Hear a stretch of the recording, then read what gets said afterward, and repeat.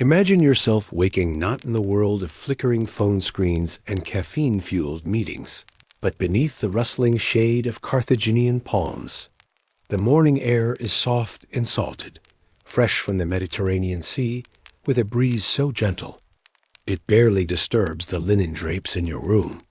This is not just any room, it is the sleeping chamber of a Carthaginian general, high above the narrow lanes and bustling port below, in a villa layered with clay brick, plastered walls, and the quiet pride of Punic wealth.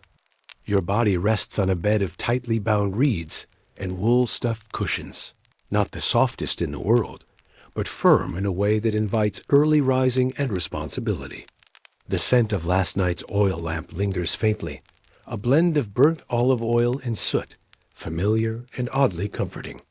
Through the open window, the first calls of the city awaken.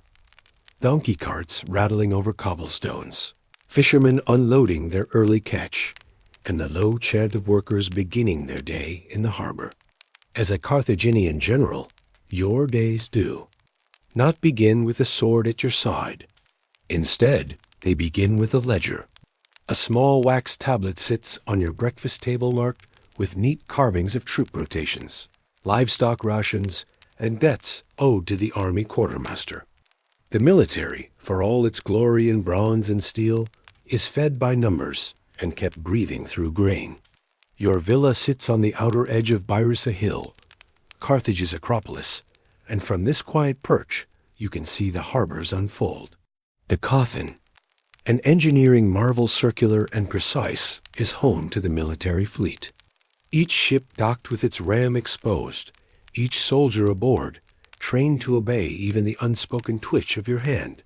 But here, at the beginning of the day, there are no horns or battle cries.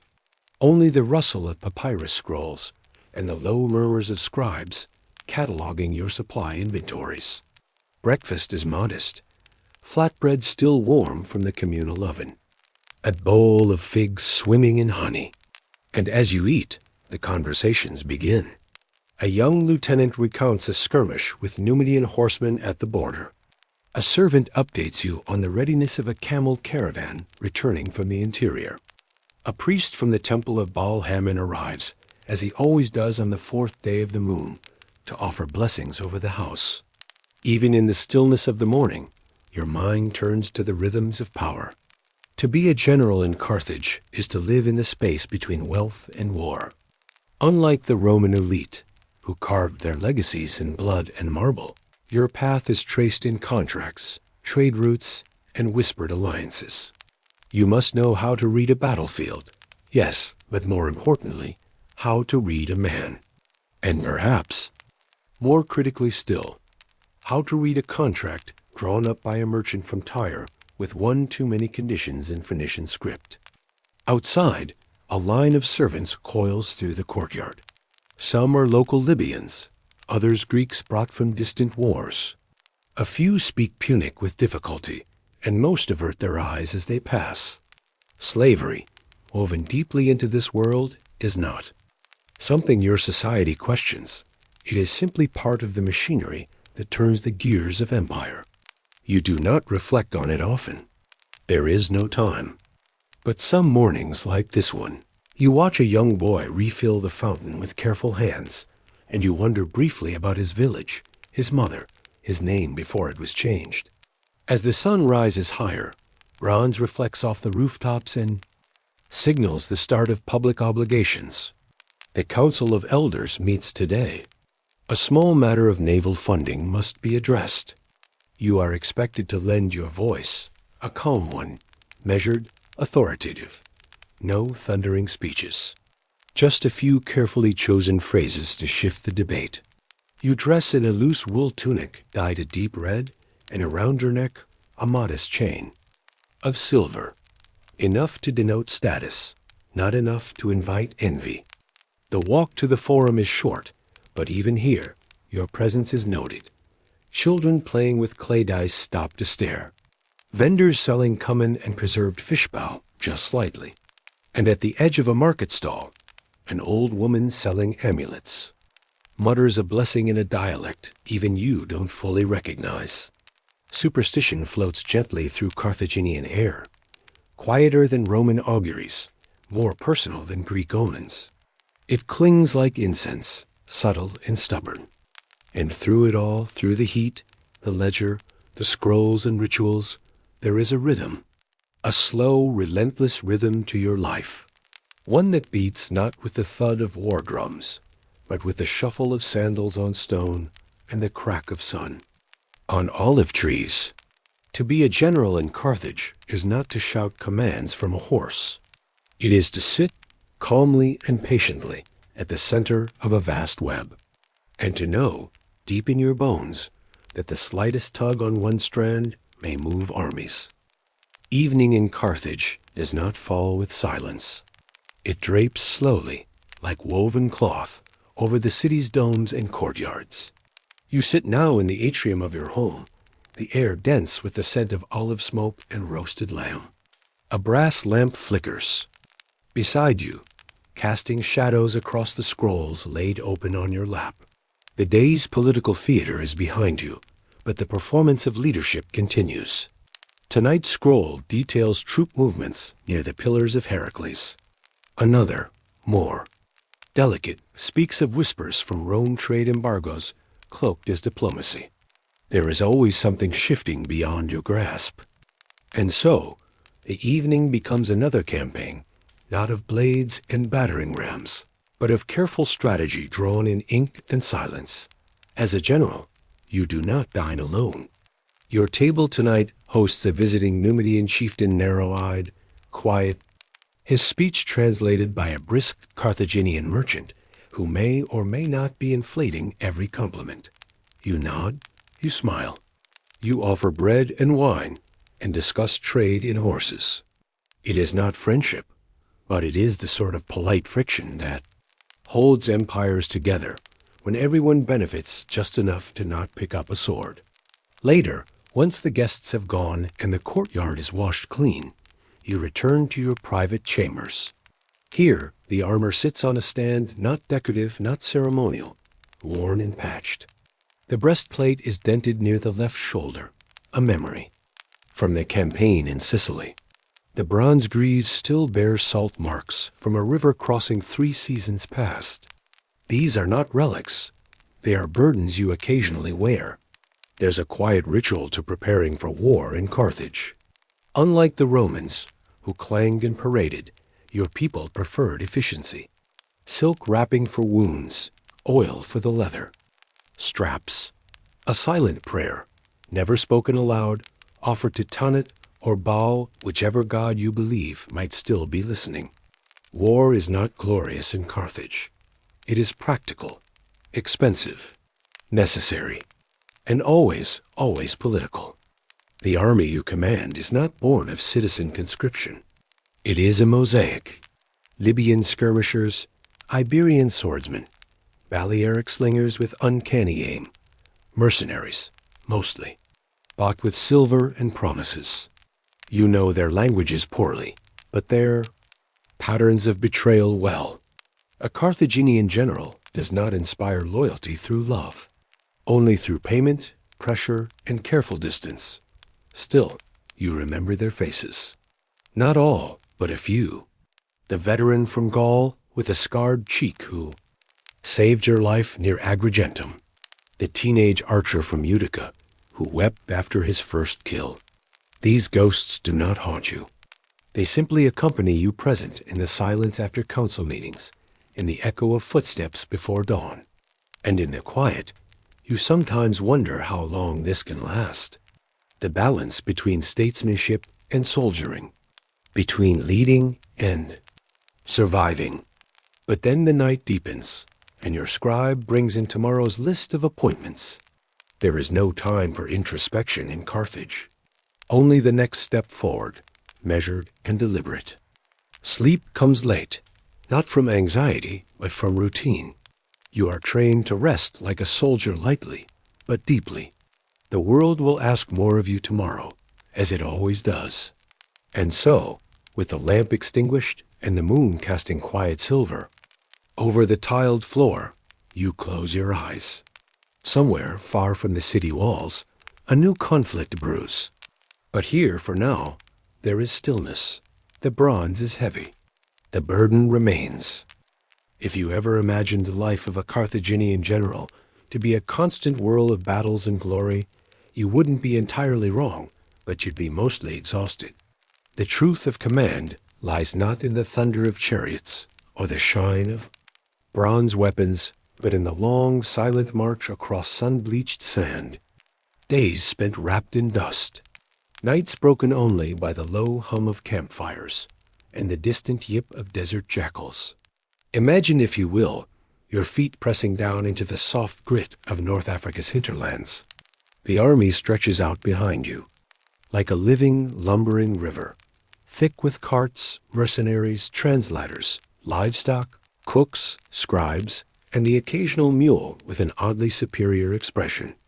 You, a general of Carthage, lead not just soldiers, but an entire mobile society. The road ahead is not a road at all. It's barely a trail, little more than a ribbon of compacted earth between olive groves and dry ravines. The wheels of your carts creak, the hooves of Iberian horses clop against stone, and there's always one complains in a tongue you barely know. You do not turn around. You let the rhythms of the march do what they always do. Wear everyone down into silence. Your morning begins well before the sun. In the pale glow of oil lamps, you check the scouts' reports. Terrain, water access, potential, ambush sites. You chew a piece of dried meat that tastes of salt and old leather and sip lukewarm wine diluted with herbs. A soldier brings your sandals, freshly cleaned of yesterday's mud. You nod, thank him softly, and step out into a world that still sleeps. By midday, the sun has pressed down hard enough to force the column into shade where it can be found under scraggly trees, beside goat-studded slopes, in the thin outline of a ruined stone wall. The heat is oppressive, but expected. You've marched this route before. You've bled on it too. The land never forgets a footstep or a scream, but it forgives so long as you keep moving. Command in the field is its own language. You speak it with gestures, with nods, with a careful delay of words. An order delivered too quickly breeds panic, too slowly, and disciplined phrase. So you time your commands like a poet measures a verse. One step behind urgency, one step ahead of chaos. Your troops are not Carthaginian, not really. A few are officers from Byrrhus, perhaps a son of a merchant trying to earn distinction, but most are not. They are Libyans, Sicilians, Numidians, Gauls, Greeks. They speak with different rhythms, pray to different gods, eat different meals. You do not try to unify them with culture. You unify them with silver, and the ever-present suggestion that those who obey you live longer than those who don't. Still, moments of warmth flicker through. A joke passed down the line. A shared laugh over a goat who refuses to walk. An impromptu song, hummed by a woman, who cooks for the officers, her voice low and slow, like the sway of a boat at harbor. These are the things no scroll will ever capture. The soft side of war, unnoticed and utterly human. Night falls as a slow bruise across the sky. The stars over Numidia are endless, sharp-edged, and cool. Your camp is a collection of tents and shadows, lit by fire and low conversation. You inspect the perimeter personally, always. Trust is not something you hand out like coin. You pause. Near a sentry, offer a quiet word of encouragement, then vanish back into the folds of night. In your tent, you sit cross-legged on a faded rug, the map spread before you like a worn lover. You trace your finger along ridges, rivers, contested. Valleys, there are no clean choices, only risks. You weigh them with the fatigue of a man who has outlived his own impatience. And still, even here, there is paperwork. A leather-bound journal records your decisions. A scribe waits outside with fresh tablets. A runner brings word from a local. Chief, he wants an audience. You sigh deeply. You remove your breastplate and lean back. Outside, a jackal yips again. This is campaign life. Not glorious, not swift, but heavy. Constant.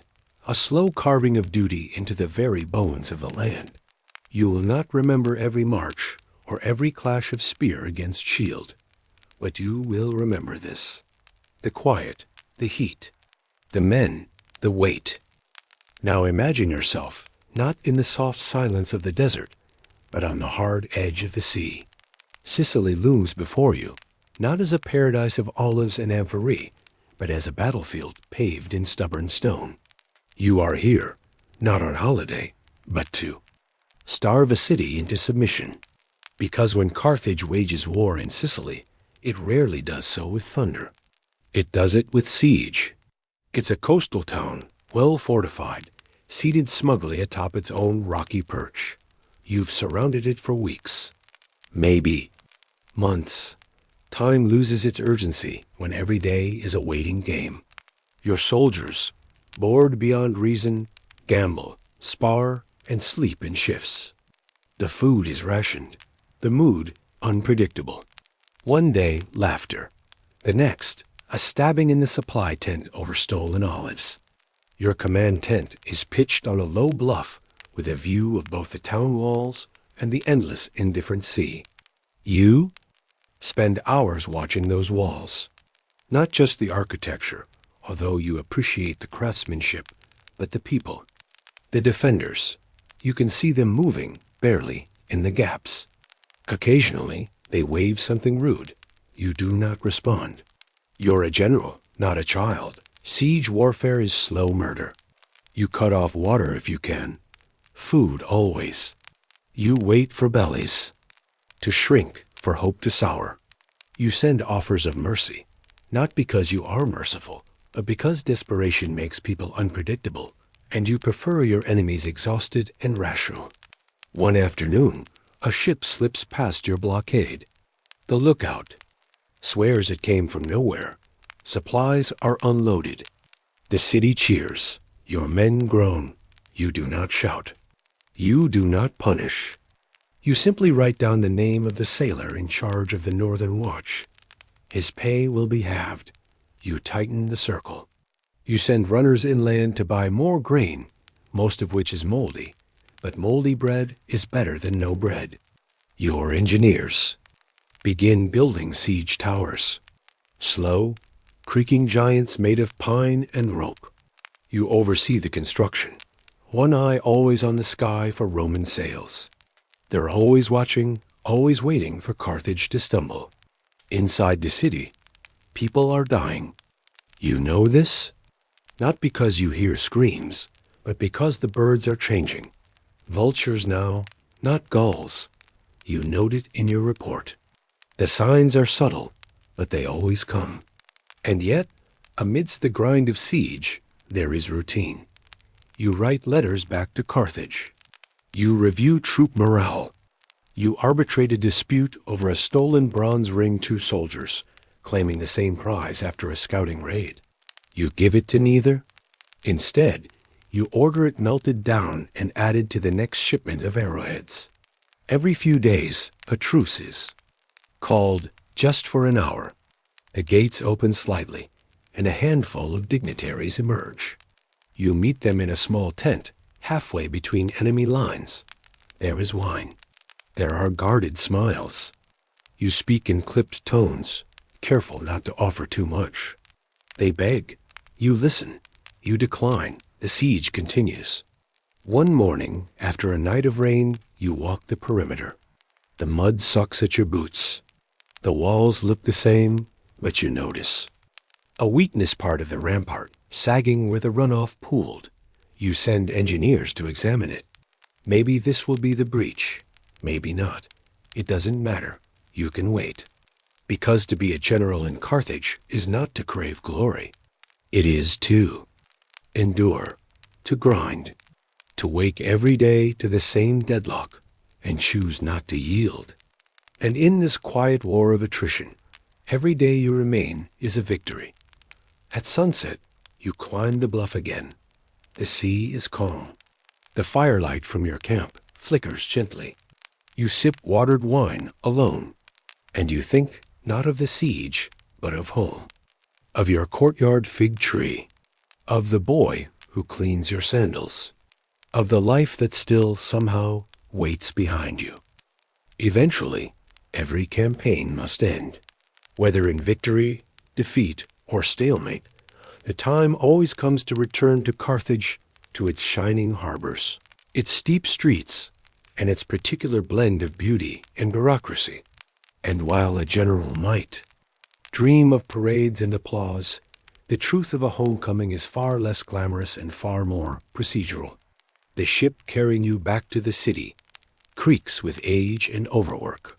The deck smells faintly of fish and cedar tar, and the oarsmen chant, a rhythm older than your career. You lean on the railing, watching the shoreline of Africa resolve itself into clarity. Byrsa Hill rising like a soft crown above the rooftops. The masts in the harbor swaying like reeds in wind, and the pale pink haze of market smoke. This is Carthage, rich, strange, familiar, and full of opinions. No sooner have you docked than the greetings begin. Not warm embraces. Those are rare in the upper tiers of command, but something subtler. A merchant whose cousin once served under you offers dried dates. A priest offers a blessing, careful to keep it vague enough to cover both Baal Hammon. And Tanit, a bureaucrat, hands you a scroll. Welcome home. Report to the council. You do not go straight to your villa. First, to the baths. The public baths of Carthage are a strange sort of democratic space where generals and potters, slaves and senators all shed their garments and soak in waters that know no rank. You sink into the warm pool and breathe in the steam that smells faintly of lavender and limes. A young attendant scrapes the campaign grime from your back with a curved bronze strigil. It's not comfortable, but it is tradition. Here, voices echo. Deals are whispered. Names are floated. A man in the corner is muttering about Sardinian trade routes. Another is complaining about a tax increase. You close your eyes and let it wash over you. This is not rest, but it is peace of a kind. Later, at your villa, you finally allow yourself the soft embrace of woven linen sheets. The stone walls are cool. The oil lamp flickers like a sleepy eye, and you drift into sleep not as a general, but as a man whose bones have marched too far, and for too long.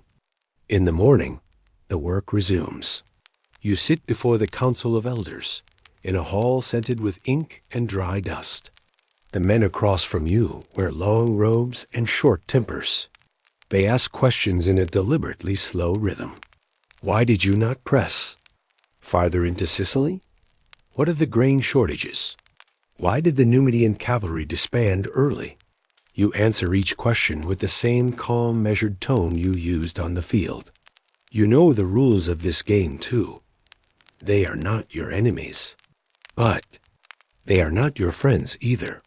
They are the ones who approve your next campaign or don't, who grant you funds or don't, who whisper about you behind closed doors.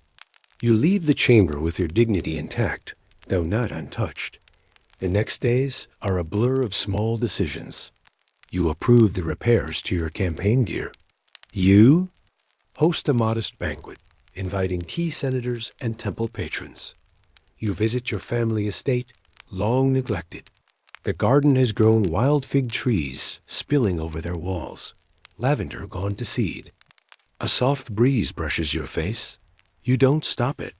You simply sit. Being home is its own campaign. You must curry favor without appearing desperate.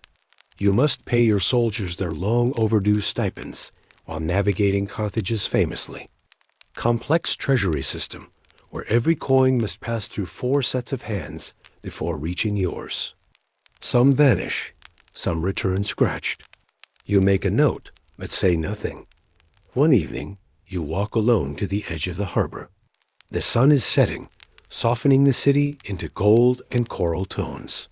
A fisherman nods to you without recognition. A child chases a chicken past your sandals.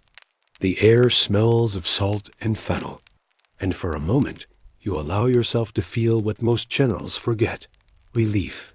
You are alive, you are home. And for now, that is enough. But Carthage is never quiet for long. Behind every general lies a mountain of wax tablets and weary scribes. And in Carthage, where the merchant's pen is as mighty as any sword, your reputation does not rest on your victories alone. It rests on how they were documented, audited, and filed. You awaken early. The sun has barely risen beyond the city walls. The streets are still cool, shadows long and blue. Your sandals slap softly against the stone as you make your way toward the military archives. You are not required to visit personally, but you know better than to let scribes shape your story unsupervised. The archive is housed in a rectangular building near the eastern side of Baisa Hill. Its columns are simple, its facade plain deceptively so. Inside, it hums with the quiet desperation of civil servants. Scribes shuffle past with armloads of scrolls and clay tablets. Wax-coated boards clack together like castanets. Somewhere, someone is arguing over ink stains. You are greeted stiffly by the chief archivist. A man with shoulders shaped by sitting, fingers stained with carbon ink, and a temperament best described as unmoved. He leads you to your file. It is not small. Your military record spans 3 walls and 2 cabinets. Each campaign has its own stack. There are grain requisition forms, siege maps, personnel rosters, lists of war dead, organized by tribe and pay grade, copies of your own correspondence, some bearing your seal, some suspiciously not.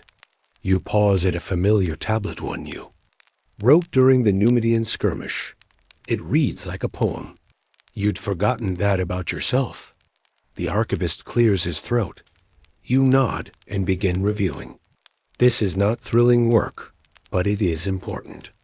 Every shipment of weapons you ordered, every delay you allowed, every deserter you pardoned, each decision is scrutinized. Some of the councilmen are lawyers at heart. Others simply enjoy the game of blame. You make small corrections. Not lies, never lies, but clarifications. You note that the Sicilian grain convoy was late due to storms, not negligence. You explain that the delay in tower construction was due to poor lumber, not poor planning. You soften the edges of your own story, not to deceive, but to preserve the truth in a way that survives retelling. You also read others' reports. Your captains wrote evaluations. Some are glowing, others not so much. One mentions that your silence was misread as disdain. Another suggests your delegation to a junior officer during a skirmish was ill-advised. You take it all in, emotionless. These words are not daggers. They are dust. Important, but weightless if you remain still. Outside, the day grows hotter. The smell of parchment and wax grows thick. You step into the courtyard for a break. A fig tree offers shade. A nearby scribe eats a crust of bread with honey. He nods at you, then glances away, either shy or unaware of who you are. Both are fine. After a time, the chief archivist approaches. He asks a question you've been waiting for. Would you like to contribute a personal statement? This is Carthaginian tradition. A general may leave behind not just records, but a reflection, a letter, a summary, something to accompany the statistics. You consider it deeply. That night, you write it, not a boast, not a lament, just a truth.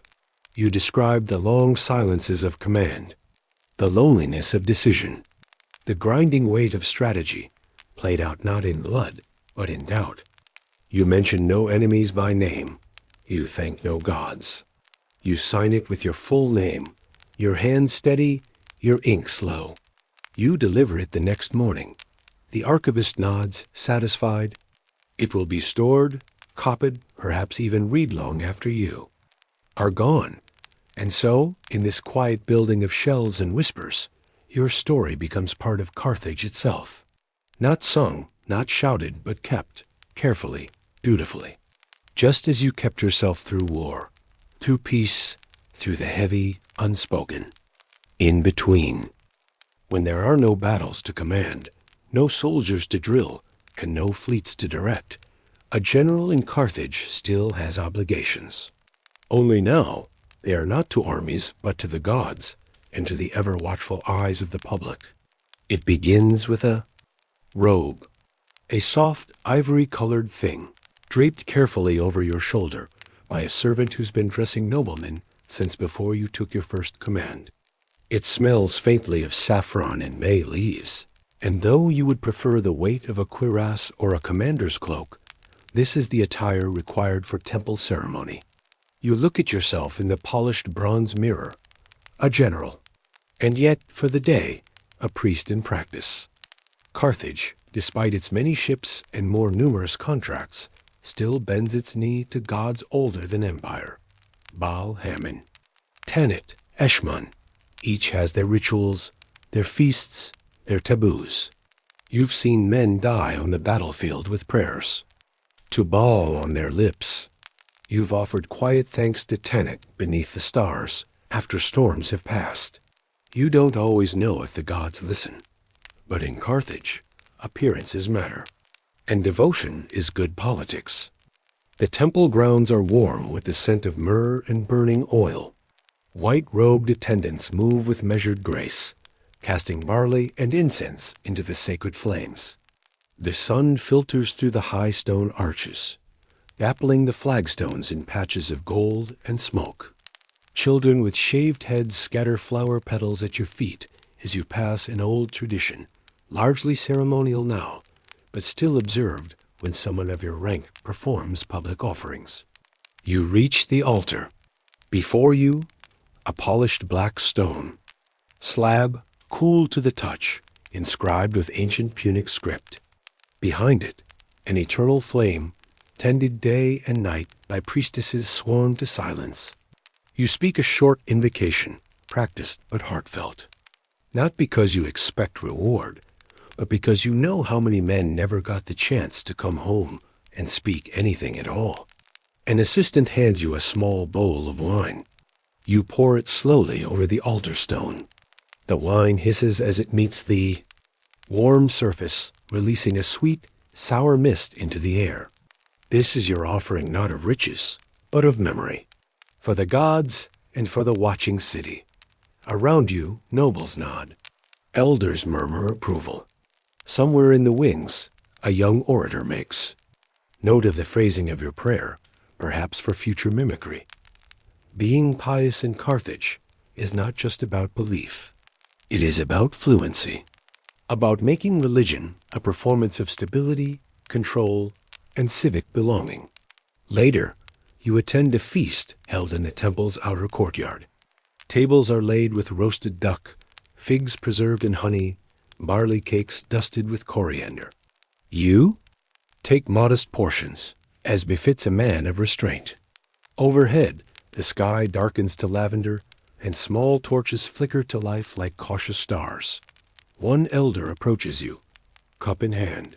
He asks about the recent omens rumors of lightning striking. The northern gate of a goat born with 3 eyes near the harbor. You respond with the calm measuredness of a man who has heard stranger tales. You do not dismiss the omens, nor do you affirm them. You simply say, "The gods speak in mysteries. We must be patient in our listening." This satisfies him. The feast winds down. Musicians begin to play the soft, twining melodies of Carthaginian lyres. You excuse yourself with a nod, slipping into the night not as a conqueror, but as a servant of city and spirit. The streets are quiet now. The scent of burned incense clings to your robe. And as you walk home beneath the stars, you wonder not, for the first time, if perhaps the gods are less interested in offerings, and more in watching what men do once the ceremonies are over. At your doorstep, you pause. Behind you, the city flickers with 1,000 oil lamps. Before you, your own small sanctuary of stone and silence. You enter. You remove the robe, fold it carefully. You extinguish your lamp, and you sleep knowing. Tomorrow may bring war, peace, or yet another questionably symbolic goat.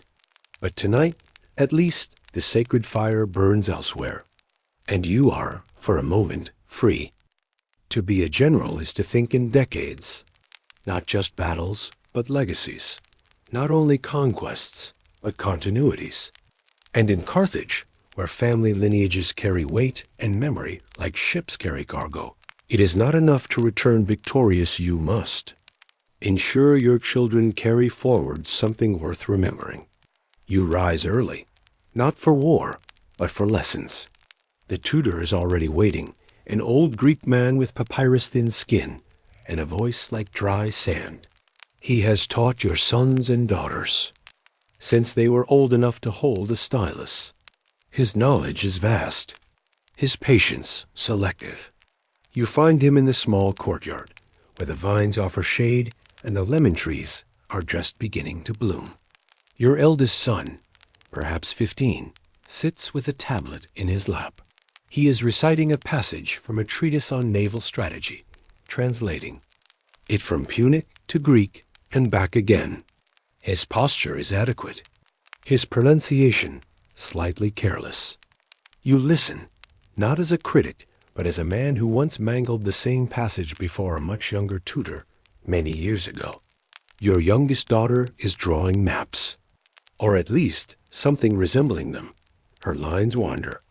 Her rivers look like snakes, but her eyes are focused, and she asks smart questions about supply routes and siege logistics. You smile, just a little. In Carthage, education is not ornamental, it is armor. Boys learn the rhythms of war and trade alike. They must understand how to read a battle line and a balance sheet. Girls, too, are expected to be clever, especially if they are to marry into the merchant houses. A well-worded letter or a well-timed whisper can change the course of alliances more effectively than spears.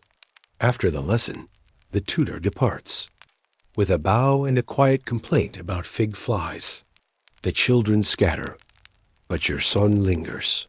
He asks what it was really like in the battle near the river bend, the one everyone talks about, the one where your cavalry held against impossible odds. You pause. You could tell him the truth, that it was mud and screaming and chaos, that your mount slipped twice, that you shouted until your throat bled, that for an hour you didn't know if anyone would live to tell the story. Instead, you say this: it was a test of our discipline, of our luck, of whether the gods had more plans for us. He nods. You see the hunger in his eyes, not for glory, perhaps, but for the shape of something larger than himself. You do not feed it too much. Hunger, after all, must be trained. Later, you walk the estate together. He asks how many slaves you own. You correct him gently. How many people work here? He frowns, understanding the lesson beneath the words. You point to the olive groves, to the granaries, to the horse stalls. A general must know the land as well as the sword. You command both, or neither. In the afternoon, you invite your daughter to the courtyard again. You hand her a carved, wooden model of a siege tower. It once belonged to your grandfather. She turns it over in her hands, curious. You explain its levers, its shields, the little pulleys that raised the ladders. Her brow furrows. It's clever, she says, but slow. You chuckle. Exactly. You dine together as the sun sets. Simple food: lentils, roasted leeks, a little fish, some wine cut with water.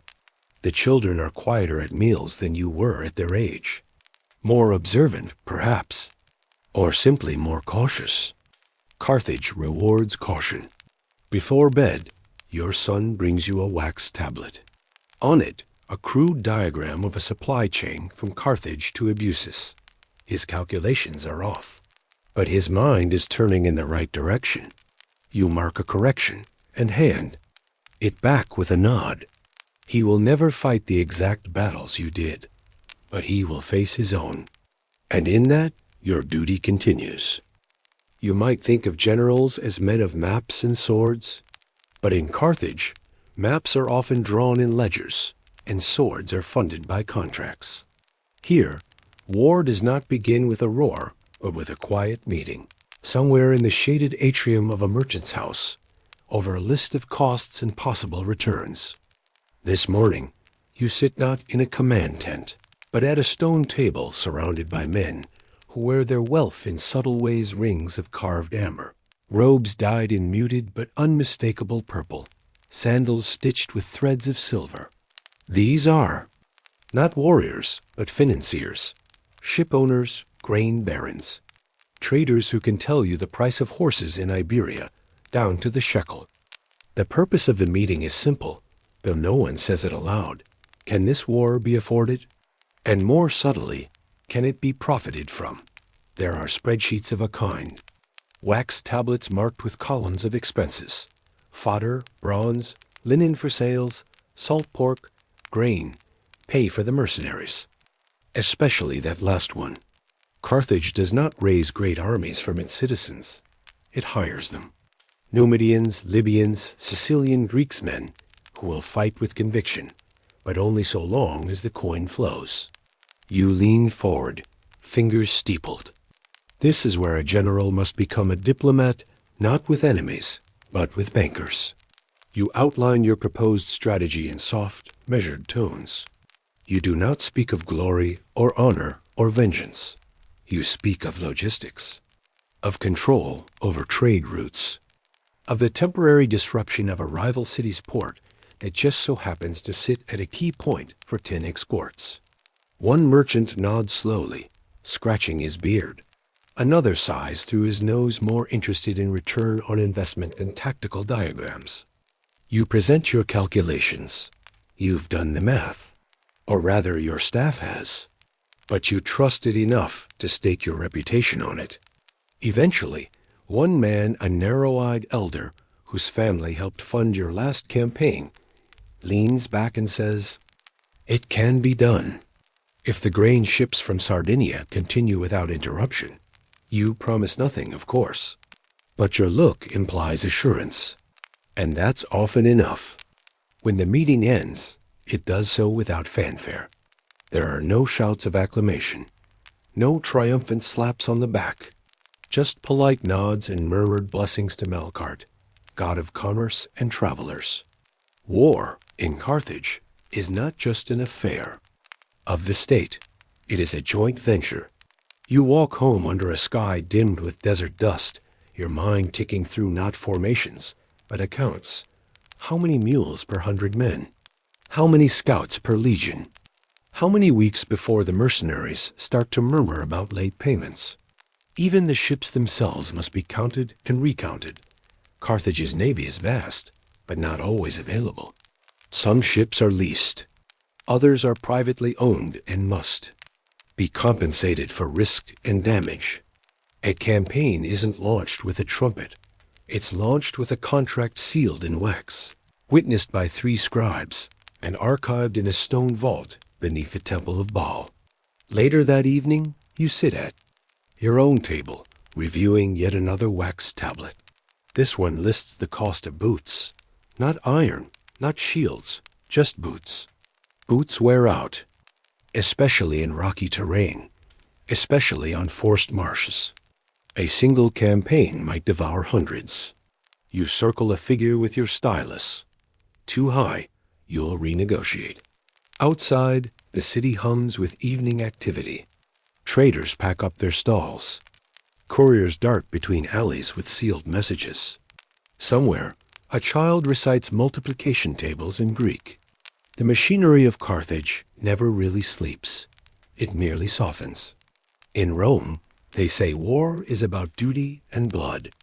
In Carthage, war is an investment.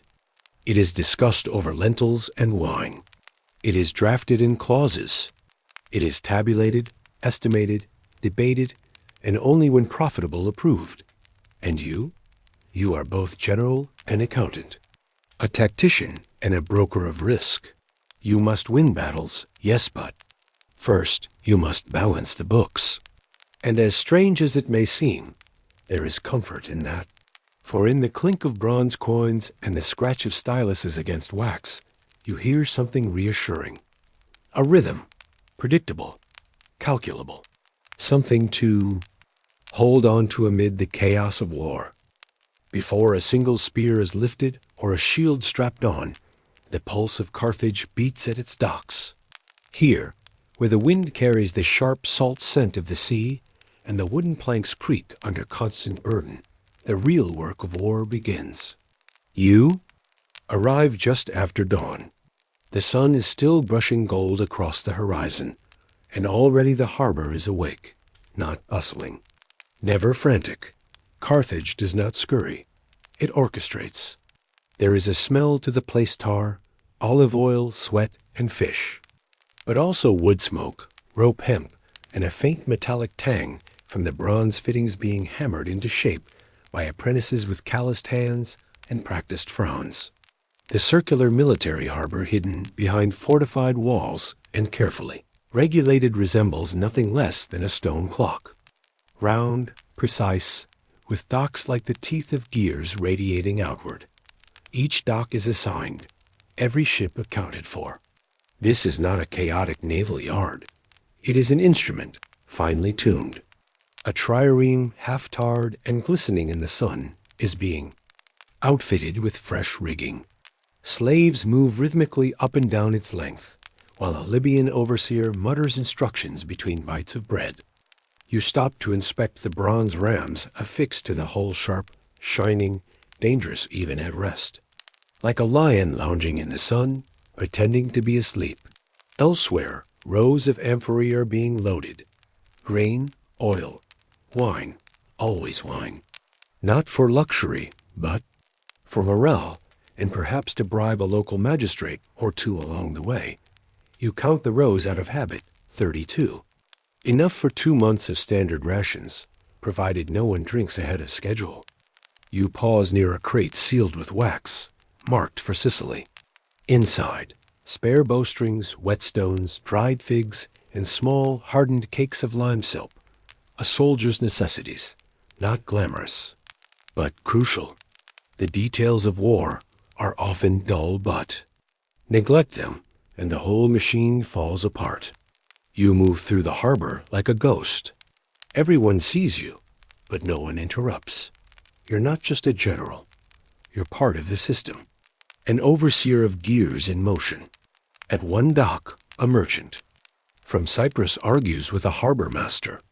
Something about cargo weight and tide schedules. You step in with a word, calm, measured. You reference the shipping ordinances etched into stone tablets near the inner wall. The matter is resolved in moments. It's not about power. It's about fluency. You speak the language of this place. Not just Punic, but harbor logic. You understand that a general who cannot read a tide chart or recognize a half-rotten sail is a danger to his own army. As the sun rises higher, the tempo increases. But still, no frenzy. Just more movement, more oars tested, more timber inspected. You watch a young boy barefoot, sunburned, climb a mast with a pot of pitch. His balance is perfect. He hums a tune as he works. A child of Carthage, perfectly at home above a warship. And in that moment, you realize something. All of this every ledger and oath, every coin spent in sail mended, isn't for the glory of the battlefield. It's for the structure, for the machine, for the city that expects you to return, not as a hero, but as a custodian of its continued existence. You linger by the harbor gate, watching a line of donkeys laden with sacks of barley disappear down. The quay, somewhere out beyond the sea, other cities are rising, or falling. You will go there soon. You will fight, perhaps, or negotiate, or simply wait. But for now, you are here. Among the shadows of ships, the rustle of rigging, the measured echo of sandals on stone, and the city your city breathes through it all. In the grand mosaic of ancient warfare, the general's feast might not seem like the most pressing detail. But meals in Carthage, as in many ancient cities, were small moments of ritual, strategy, and respite. A general did not eat like a common soldier, nor like a priest, but somewhere in between, influenced by trade winds and military planning. Imagine a stone villa, shaded by fig trees, just outside the city walls. It's late afternoon. The sun is soft, casting long shadows across the mosaic floor. The general, perhaps, sits not at a massive banquet, but at a modest table surrounded by trusted officers and aides. This is no debauched Roman symposium. Carthage preferred elegance with restraint. Even its generals were taught moderation, or at least the appearance of it. There is bread, of course. Always bread. Round, dense loaves made from barley or emmer wheat, still warm from the clay oven. Not fluffy, but hearty. A general might break it open with a practiced hand, passing chunks down the table. This isn't just food, it's a reaffirmation of camaraderie. Bread is shared. It sets the tone. Then olives, black and wrinkled, cured in brine and dusted with herbs. Salty, tangy, grounding. The kind of food that lasts on a journey and keeps the mind sharp. Next, perhaps a bowl of lentil stew, seasoned with cumin and coriander, slowly simmered since mid-morning. The aroma is earthy, familiar, comforting in its predictability. Meat is rare on most tables, but not here, not today. Roasted lamb, spiced and sliced thin, served with a side of dried dates soaked in vinegar and honey. A delicate balance of savory and sweet. Carthaginian cuisine, after all, had absorbed the flavors of every shore its ships touched. There might be fish, small ones, fried whole, or larger cuts pickled in oil and lemon. Fish are tricky on campaign. They spoil. But here, in the home port, they come fresh from the morning's catch. The general eats slowly, listening more than speaking, chewing, while mentally reviewing the next day's orders. And wine, always wine, but watered down, as was customary, and sipped rather than swilled. The Carthaginians, like the Greeks, frowned upon drunkenness. A general who slurred his speech or stumbled from the table would quickly lose more than his balance. So the wine is diluted, fragrant with rosemary, perhaps poured from a jug adorned with tiny lions. What is absent is just as telling. There are no garish desserts, no fountains of honey, no tables buckling under exotic indulgence. Carthaginian officers had wealth, yes, but they had a reputation to uphold, disciplined, calculating, stern. So while the table might glisten with bronze plates and delicate ceramic bowls, the food itself remains practical. A general eats what he expects his officers to eat. Not exactly the same portions or price tags, but similar enough to inspire loyalty. Luxury is reserved for peace, not war. Occasionally, a guest might appear at the table, an envoy from a nearby city, a Greek mercenary commander, a Numidian prince offering horses. Hospitality is key, but so are boundaries. The guest is honored, but watched. The wine is shared, but in measured amounts. Politeness in Carthage is a game of layered meanings. After the meal, the general might rise and wash his hands in perfumed water, dried by a linen cloth embroidered with tiny lotuses. A small indulgence to mark the end of the day. He might walk briefly in the garden, where pomegranate trees hang heavy with fruit, or sit beneath the stars, tracing the constellation of Melkart, wondering what storms lie ahead on the sea. Food in these moments becomes more than sustenance. It is structure. It is symbolism. A way to hold the chaos of war at bay, even just for a night. And as the city of Carthage settles into its twilight rhythm, the general, well-fed, clear-headed, Focused returns to his scrolls and his maps, already planning the next morning's march. In the grand mosaic of ancient warfare, the general's feast might not seem like the most pressing detail. But meals, in Carthage, as in many ancient cities, were small moments of ritual, strategy, and respite. A general did not eat like a common soldier, nor like a priest, but somewhere in between, influenced by trade winds and military planning. Imagine a stone villa, shaded by fig trees, just outside the city walls. It's late afternoon. The sun is soft, casting long shadows across the mosaic floor. The general, perhaps, sits not at a massive banquet, but at a modest table surrounded by trusted officers and aides. This is no debauched Roman symposium. Carthage preferred elegance with restraint. Even its generals were taught moderation, or at least the appearance of it. There is bread, of course. Always bread. Round, dense loaves made from barley or emmer wheat, still warm from the clay oven. Not fluffy, but hearty. A general might break it open with a practiced hand, passing chunks down the table. This isn't just food, it's a reaffirmation of camaraderie. Bread is shared. It sets the tone. Then olives, black and wrinkled, cured in brine and dusted with herbs. Salty, tangy, grounding. The kind of food that lasts on a journey and keeps the mind sharp. Next, perhaps a bowl of lentil stew, seasoned with cumin and coriander, slowly simmered since mid-morning. The aroma is earthy, familiar, comforting in its predictability. Meat is rare on most tables, but not here, not today. Roasted lamb, spiced and sliced thin, served with a side of dried dates soaked in vinegar and honey. A delicate balance of savory and sweet. Carthaginian cuisine, after all, had absorbed the flavors of every shore its ships touched.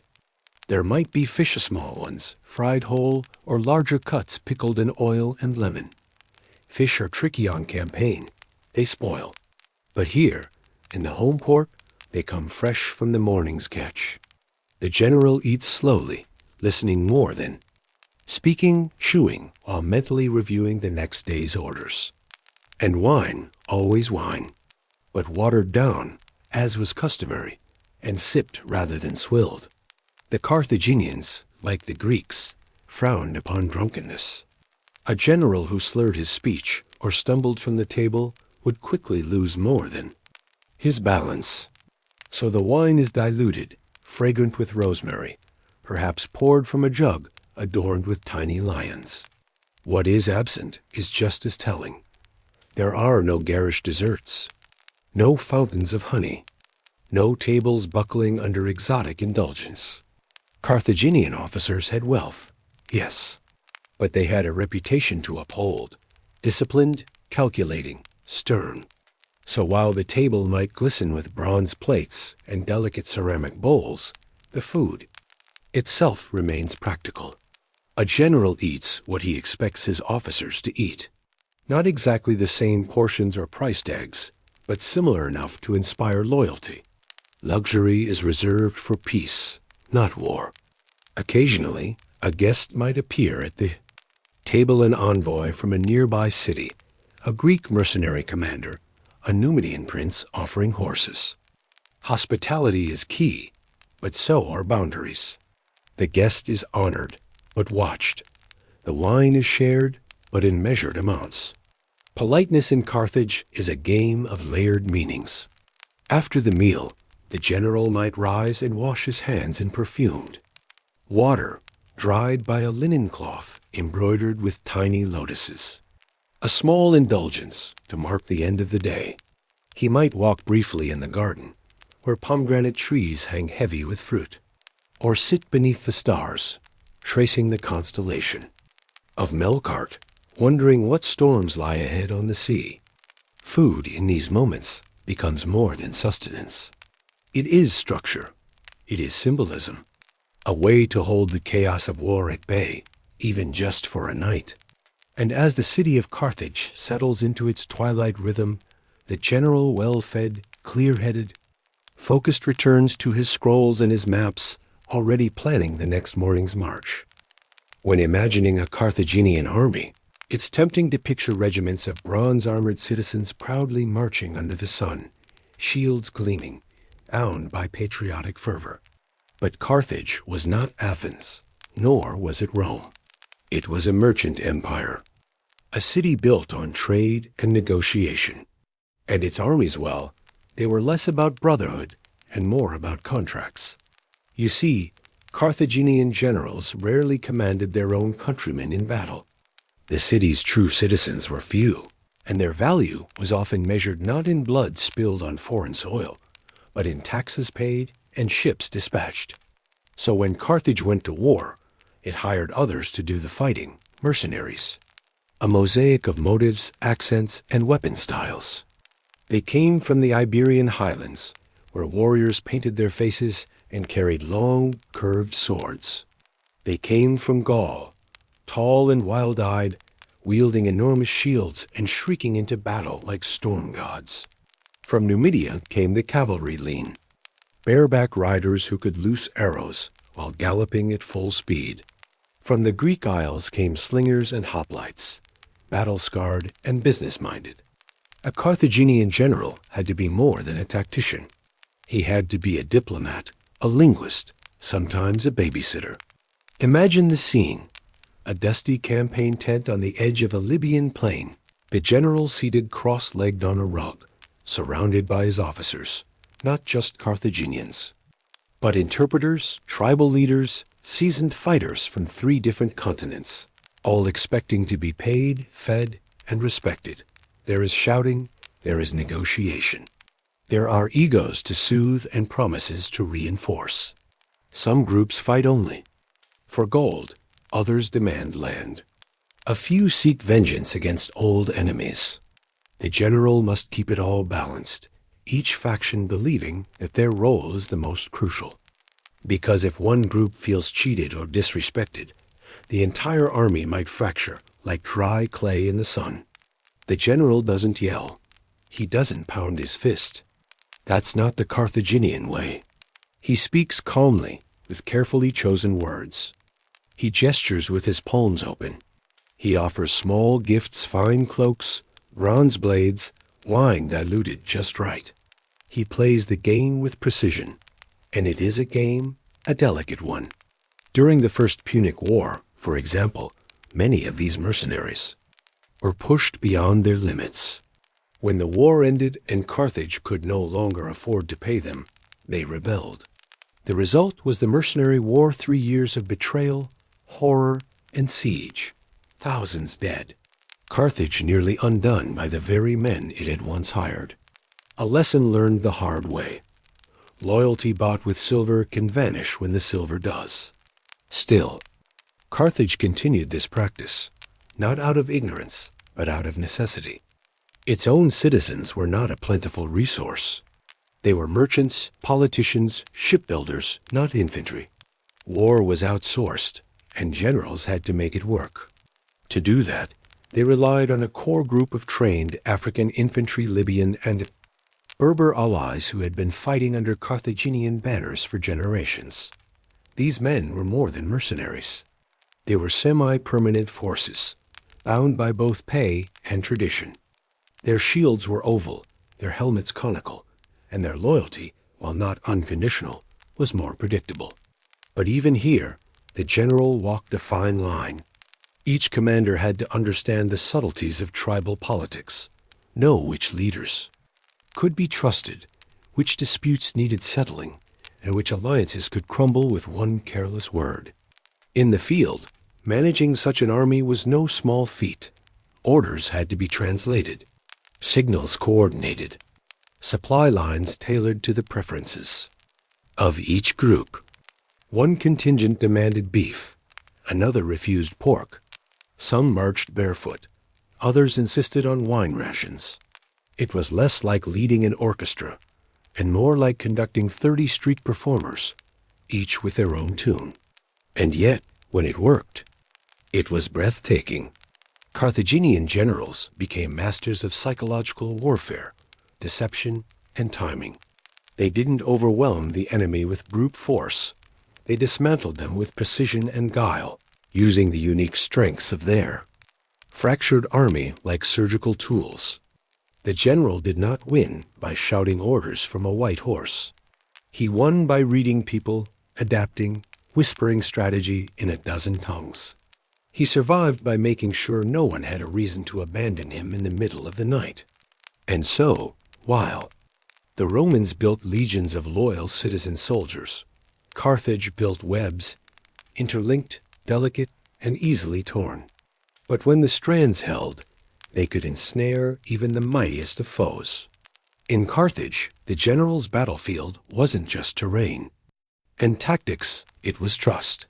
Thin, borrowed, and bought by the coin. To be a Carthaginian general was to be a logistical magician.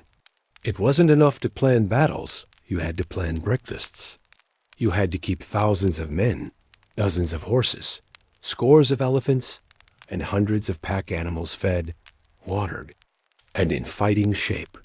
And you had to do it under the unrelenting sun of North Africa, or sometimes the damp mists of Iberia, or the brittle cold of an Italian winter. War, after all, doesn't wait for the olive harvest. So how did they do it? How do you nourish an army made up of mercenaries from 5 cultures, marching across landscapes that ranged from thorny scrubland to jagged mountains, all without the benefit of canned food, internal combustion engines, or even the wheelbarrow? First, there was bread endlessly practical, endlessly portable. Not the soft, yeasty kind we know today, but dense, gritty loaves, often hard enough to double as self-defense. These were baked in large batches before a campaign and carried in wicker baskets or leather satchels. Soldiers would soften them with water or wine, sometimes rubbing in herbs or olive oil when luck allowed. Next came grains, barley and millet, the fuel of the foot soldier. These could be boiled into porridge over small campfires, mixed with dried fruit or scraps of meat when available. A bowl of warm gruel, eaten from a chipped ceramic dish with bare fingers, wasn't glamorous, but it kept men on their feet. Then there was meat. Fresh meat was a luxury, quickly turning to rot in the North African heat. But salted or smoked meats, especially goat and mutton, traveled better. Carthaginian generals often requisitioned herds of animals to trail behind the army, guarded by drovers and slaves, to be slaughtered as needed. Every so often, a soldier might smell the rich scent of roasting fat drifting through the camp, a momentary reminder that life could still surprise you with small pleasures. Wine, of course, was essential not for luxury, but for health. Water. Sources on campaign were unpredictable, and many were stagnant or tainted. Wine, when mixed with water, helped purify it, or at least made it more palatable. So each soldier carried a skin or gourd, sloshing with diluted red wine more vinegar. Then vintage, but safer than the alternatives. Olives, onions, garlic, these traveled well, didn't spoil easily, and could be eaten raw. They added flavor and kept the gut in working order. And sometimes the army foraged nuts, berries, wild greens. Carthaginian generals hired scouts, not only to track enemies, but to find rivers, shade, edible roots, and places where animals might be hunted or trapped. But all of this, every ration of grain, every flask of wine had to arrive on time and in enough quantity to feed not just men, but the horses, the mules, the elephants. Yes, the elephants. Imagine for a moment being the officer in charge of elephant logistics. Each one needed 200 to 300 pounds of food per day. Fodder, fruit, leaves, bark. They needed gallons of water, special wrappings for their feet, constant grooming. And yet, these gentle monsters were worth the effort. They were Carthage's tanks lumbering, majestic, terrifying to enemy lines. But they were also vulnerable to hunger, heat, and poor planning. To support all of this, Carthaginian generals relied on long, winding supply lines stretching back to friendly towns, ports, and storehouses. Sometimes these lines snaked through neutral territory or even enemy-held regions, requiring bribes. Secrecy or armed escorts. Caravans would arrive under cover of night ox carts piled with sacks of grain, camel trains swaying under burdens of dried meat and oil, slaves unloaded. Quartermasters took inventory. Guards paced the perimeter, and the general, ever vigilant, oversaw it all. And what happened when the supply line broke? That's when true leadership was tested. A missed shipment, a sandstorm, a bandit attack, any of these could leave thousands hungry. And hungry men don't wait patiently. They grumble. They steal. They desert, or worse, they revolt. A smart general always had a fallback. Hidden caches buried weeks earlier, alliances with local tribes who might trade food for gold or promises. Sometimes it meant slowing the march. Other times it meant raiding nearby settlements, not out of cruelty, but necessity. And always, it meant planning days in advance. A Carthaginian general needed to think not only about the battlefield, but about every meal that led up to it. Imagine the rhythm of it, the scraping of iron ladles in communal pots, the smell of boiling grain, the flicker of firelight on tired faces, the murmurs of men recounting the day's march, the elephants groaning softly in the dark. The general, alone in his tent, poring over wax tablets, counting supplies, recalculating routes, scribbling notes for tomorrow's quartermasters. In the stillness between battles, the war was won or lost not with swords, but with spoons. Before the sun rose, before the camp began to stir with the sounds of soldiers stretching and scratching and stoking the first fires, the Carthaginian general was already awake. He was not alone, of course. His tent, larger than most, though, still humbled by modern standards, was shared with scribes, aides, and the occasional translator. The air inside was warm from their breath and faintly aromatic from the incense burned each night to appease the gods. Outside, the desert or mountain air held a chill, the kind that settled in your bones and made you wrap your cloak a little tighter. But the general didn't complain. Complaining was for others. He rose quietly, wrapped in a cloak dyed deep purple Anne, expensive mark of his rank, and stepped into his boots, worn but serviceable. A basin of cold water waited on a wooden stand. He washed his face, hands, and forearms, not out of vanity, but out of ritual. Clean hands, clean mind. There were morning offerings, too. A small fire built in a portable brazier. Bits of barley. A few drops of wine, and sometimes a sliver of dried fig burned for the gods. He did not expect miracles, only balance. Harmony between the unpredictable whims of men and the even more unpredictable whims of heaven. His aides approached in hushed tones. Reports from the night watch. A missing horse, 2 drunken fights, a scouting party that had not returned.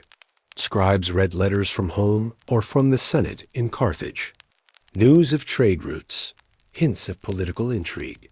He listened. He nodded. Sometimes he frowned. Rarely did he speak before breakfast. And what was breakfast? Not eggs and toast. Not honeyed pastries or spiced milk. More likely a handful of olives, a slice of bread dipped in oil, and a small bowl of dried fruit. If the gods were smiling, there might be cheese.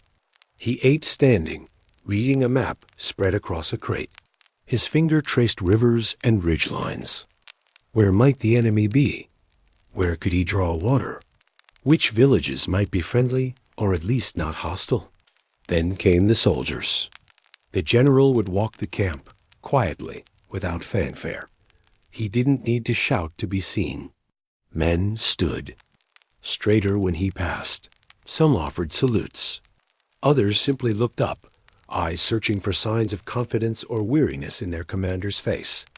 He would stop and ask questions. How is your foot, the one injured last week? Or, did your brother join the Iberian detachment? Small things, but remembered. This built loyalty better than speeches. Back at his command post, he would confer with his captains, planning the day's movements, assigning foraging duties, calculating how many days of water remained in the cisterns. And always, in the back of his mind, the weight of command. Not just the pressure to win battles, but to keep men alive, to make the right decisions when none were ideal, to carry the burden of hundreds of lives with every order given. He had no diary, no confessional. His thoughts stayed locked behind his brow. But sometimes, in the quiet before a march, he would stare out across the land, across 1,000 tents or 1,000 stones, and feel, for a moment, the ancient loneliness. That comes with leading, not just guiding soldiers, but embodying an entire city's hopes and fears, its politics, its pride, its fragile alliances, all while pretending that he was simply planning a campaign. And then, with the sun climbing the sky and the scent of dust rising from the soil, he would nod once. Time to move. Even if you were a Carthaginian general, 100 years after his death, Hannibal was always there. Not literally. Of course, his bones had long since returned to dust, perhaps somewhere near Libissa, if the stories are true. But his presence lingered like incense in the folds of Carthaginian memory. It clung to every officer's cloak, whispered through every war council, and settled gently on the shoulders of every man who dared wear a general's sash. Hannibal Barca. The name carried weight, but not in the way Roman generals inspired statues. Or poets. Hannibal was something else entirely. A lesson, a warning, a ghost. Imagine being a young officer, newly promoted, summoned to the war council. You enter the tent, maps laid out, elders gathered, and someone always begins a sentence. Like, as Hannibal once said, or in the crossing of the Alps. The conversation doesn't even need to finish. Everyone already knows. He had crossed mountains with elephants. He had marched through snow and terror and Roman ambushes. He had encircled legions. He had made Rome bleed in her own vineyards. And you are trying to get a few hundred mercenaries to cross a dry riverbed without breaking rank. But that was the thing about Hannibal. He didn't loom just to intimidate. He loomed to remind that great things had once been possible. That, with enough daring, even Rome could be frightened. For Carthaginian generals, Hannibal's shadow was a burden and a guide. His methods became case studies. His mistakes, especially the failure to capture Rome after Cannae, became cautionary tales. And his strategies? Well, even those who doubted, his wisdom still borrowed from them. Take the double envelopment at Cannae, a maneuver so elegant it seemed like choreography, or the use of terrain to manipulate enemy movement. These were not just stories, they were practical blueprints. Military academies, even centuries later, would dissect Hannibal's playbook with reverent fingers. But in Carthage, especially, in its later years, Hannibal was not merely remembered, he was relived, quietly, carefully, because despite his brilliance, he had also brought too much attention. Rome, after all, never forgot Cannae, nor did it forgive it. And Hannibal's post-war life? It was less glorious. Exile, diplomacy, poison. His final days were not on a battlefield, but in a foreign land, avoiding capture, choosing death on his own terms rather than being paraded in chains. A dramatic ending, but not the one his story deserved. So for a general in Carthage, Hannibal was both inspiration and ghost story. His example called for greatness, but whispered of doom. Try too little, and you were a coward. Try too much, and you might be blamed for waking Rome's wrath again. In fact, many generals avoided even mentioning his name aloud in council.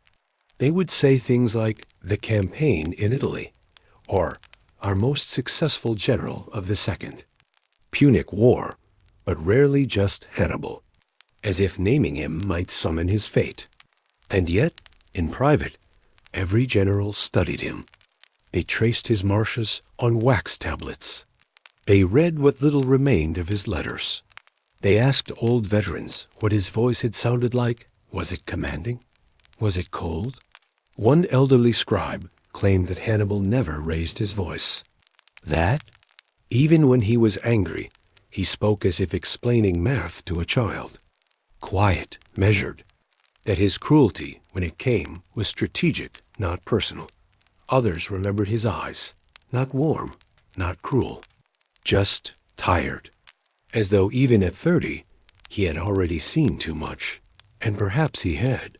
For the general preparing for war in Iberia or Sicily, the legend of Hannibal wasn't just ancient history. It was a benchmark, a shadow that fell across every decision, every hesitation. Should we advance inland?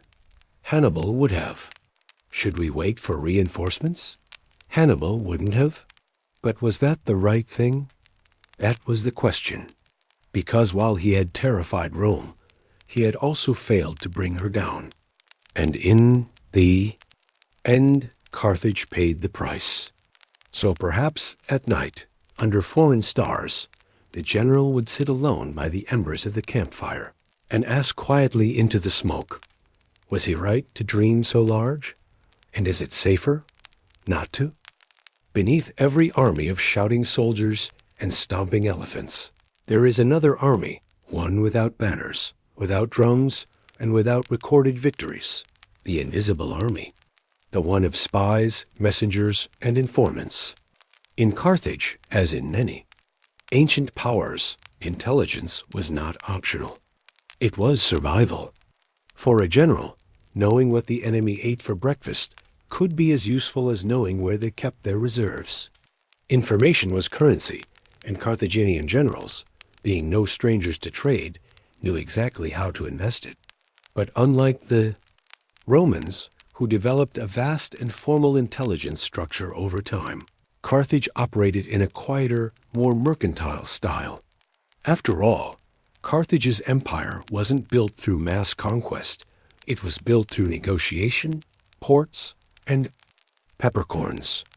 So their spies often looked less like agents and more like merchants, traders with worn sandals and long memories, caravans that lingered too long near Roman roads, sailors who kept meticulous notes not only of winds and tides, but of what soldiers were posted at which docks. It was a subtle business. A spy might pose as a supplier of figs, but notice the grain prices spiking near a Roman fort indicating preparations for a march. A shepherd on a mountain slope might pass along word of new roads being cleared. A laundress in a provincial town might overhear orders shouted too loudly through a window. These pieces, scattered like olive pits, were gathered by the generals, networked and brought together. Scribes would cross-reference. Captains would evaluate. And the general, always watchful, would weigh the risks. Messages flowed both ways, too. Carthage had no postal service like Rome's Cursus Publicus, but it had fast couriers riders trained to swap horses, blend in with travelers, and vanish down goat paths when needed. They carried tablets sealed in wax, strings of nodules with prearranged meanings, and sometimes only memories. For truly sensitive information, nothing written was allowed. The courier memorized the message, whispered it into the general's ear, and was dismissed. The general's tent, then, was not just a planning chamber. It was a web of secrets. Some messages came with wax seals, others with coded symbols, an upside-down stamp, a misplaced ribbon, each a small, silent warning that someone was listening. On the other end, in wartime, spies were everywhere and nowhere. The general might receive news from a Roman deserter, only to suspect that the man was planted. He might pay a Greek merchant for maps of inland Italy, only to find the rivers drawn backward on purpose. So trust became a strange creature, rare, quiet, and always under examination. Sometimes the general sent his own men into enemy territory, not in uniform, not even armed.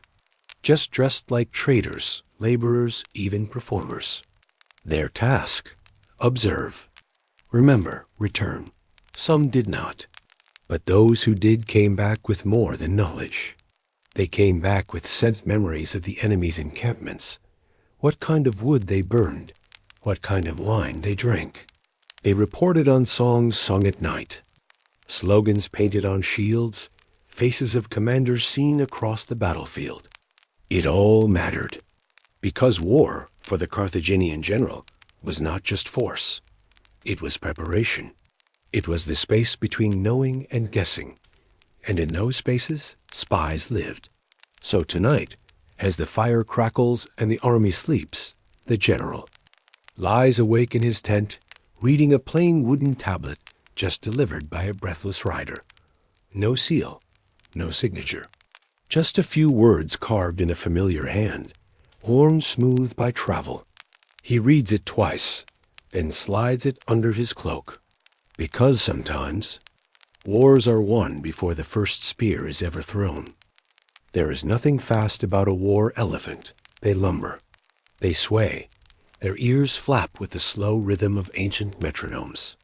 And yet, to the Carthaginian general, they were weapons not of speed, but of spectacle, of momentum, of sheer presence. But before an elephant ever reached a battlefield, before it raised a foot or charged a Roman line, it had to be raised, trained, tamed, and that was the real campaign. Picture it, a dusty animal yard outside Carthage, where great gray bodies shuffle behind wooden barricades. A Mahoudan elephant trainer sits cross-legged beside a young calf, humming under his breath. There are no whips here, no angry commands, just repetition, food rewards, and quiet. The Carthaginians, who imported their elephants from North Africa likely, the now extinct North African forest elephant, knew their limits. These animals were smaller than the Indian or Asian war elephants, but they were quicker, nimbler, and if spooked entirely, unmanageable. So generals, clever as they were, did not just use elephants recklessly. They studied how to deploy them, when to hold them back, and perhaps most importantly, how to keep them from panicking and turning back on their own lines. Because that did happen, more than once. Thus, training an elephant was not simply about teaching it to trample an enemy. It was about getting it used to noise, to flashing metal, to the strange whiff of Roman sweat. Some elephants were exposed to mock battlefields, drums, shouting, the clash of bronze against bronze, just so they wouldn't flinch when the real storm broke. Mahouts developed a language of taps and nudges. A gentle press behind the ear meant veer left. A double tap to the shoulder meant halt. The elephant responded not to fear, but to familiarity. Of course, it wasn't perfect. A general could only trust his elephants up to a point. He had to place them on firm terrain, give them wide paths, and ensure they weren't trapped if the enemy circled behind.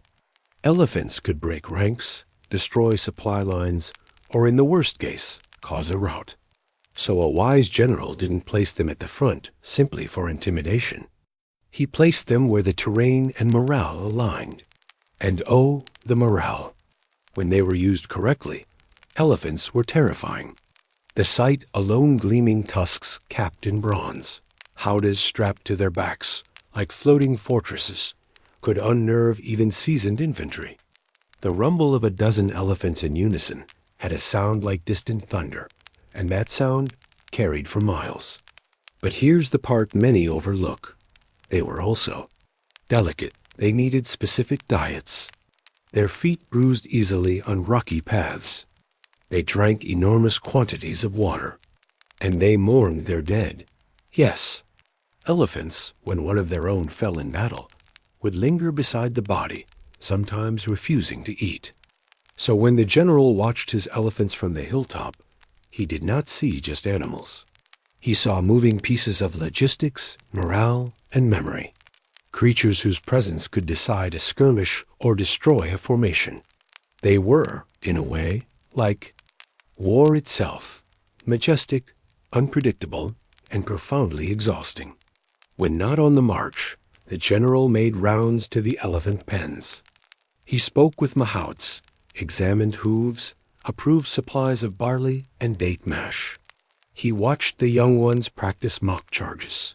And on quieter days, he simply stood near them listening to the slow breath of a creature older than tactics.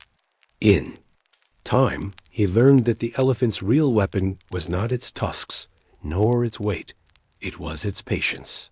And so, the general learned patience too. To command an army is to become intimately familiar with boredom. Not the boredom of inactivity, but the kind laced with tension like holding your breath while nothing happens for days. Marshes and battles might mark the calendar, but between them stretches the true rhythm of war, the camp. And the Carthaginian general knew his camp like a potter knows his wheel. Every angle, every fire pit, every row of tents laid out with precise geometry. Camps weren't just improvised shelters. They were fortified microcities, measured, ordered, temporary, yet designed with permanence in mind. Imagine walking through the camp just after sunrise. The dew still clings to tent ropes. Smoke curls lazily from cooking fires. Soldiers grumble and stretch, armor clinking as they wake. Far off, the elephants snort, restless but still. The general moves through it all slowly, not because he is lazy, but because he must observe. A loose tent stake here, a smoldering ember too close to dry wood there, tiny details that could cascade into disaster. His tent sits at the center, of course, elevated slightly, flanked by guards who know not to speak unless spoken to. Inside, a map table waits, stones mark troop positions. Tiny clay figures represent enemy scouts. It's part strategy, part ritual. But before strategy comes breakfast. And Carthaginian generals did not eat extravagantly in camp. Bread, olives, perhaps dried fish wrapped in fig leaves. A sip of diluted wine. Nothing heavy, just enough to sustain. He eats while listening to reports. Food supplies, troop discipline, sightings of smoke in the hills. A message from the rear caravan. A merchant wanting an audience to sell spare rope. All of it flows like a gentle tide through his tent. Outside, soldiers maintain their weapons. Bronze blades are polished, not for ceremony, but because rust creeps. Faster than rumors, spears are checked for splinters. Shields oiled, everything is ritual. Repetition breeds readiness. Near the camp's edge, the smiths work. Their forges hiss and spark. Even here, in the supposed stillness between battles, there is noise, rhythmic, forgiving, like the breathing of a sleeping beast. The general walks among them, not to inspect, but to be seen. A general who hides in his tent breeds resentment. A general who walks the rows builds trust. He stops to watch a dice game. The men laugh, but go quiet when he approaches. He nods just once and keeps walking. Later, in the afternoon heat, he reviews the mercenaries. Numidians, Iberians, Gauls, each with their own customs, weapons, tempers. He must learn their rhythms, their thresholds for boredom, their preferred insults. Not because he needs to be liked, but because unity is not forged from orders alone. He negotiates small disputes, a stolen blanket, an argument over rations. These things matter. In the calm between storms, men begin to unravel over petty things. So he nips them early, calmly, as one might tidy a scroll that keeps unfurling on its own. Then, before dusk, he walks the perimeter, inspects the ditches, the stakes, the sentries. He asks the names of the new ones. Remembers, too. In the evening, the camp becomes a different world. Fires light up, stories begin, laughter competes with snores. A distant lyre plucks a tune no one admits to liking, but no one stops. The general retreats to his tent, a bowl of lentils. A cup of watered wine. He reads a scroll. Maybe from Carthage. Maybe from his wife. Maybe from an old friend now serving in Sicily. The words are mundane and comforting. And then, for a moment, silence. Outside, the camp murmurs in sleep. Somewhere, a mule snorts. Somewhere else, a soldier sings under his breath. The night guard shifts their weight. And in the stillness, the general listens not for danger, but for rhythm.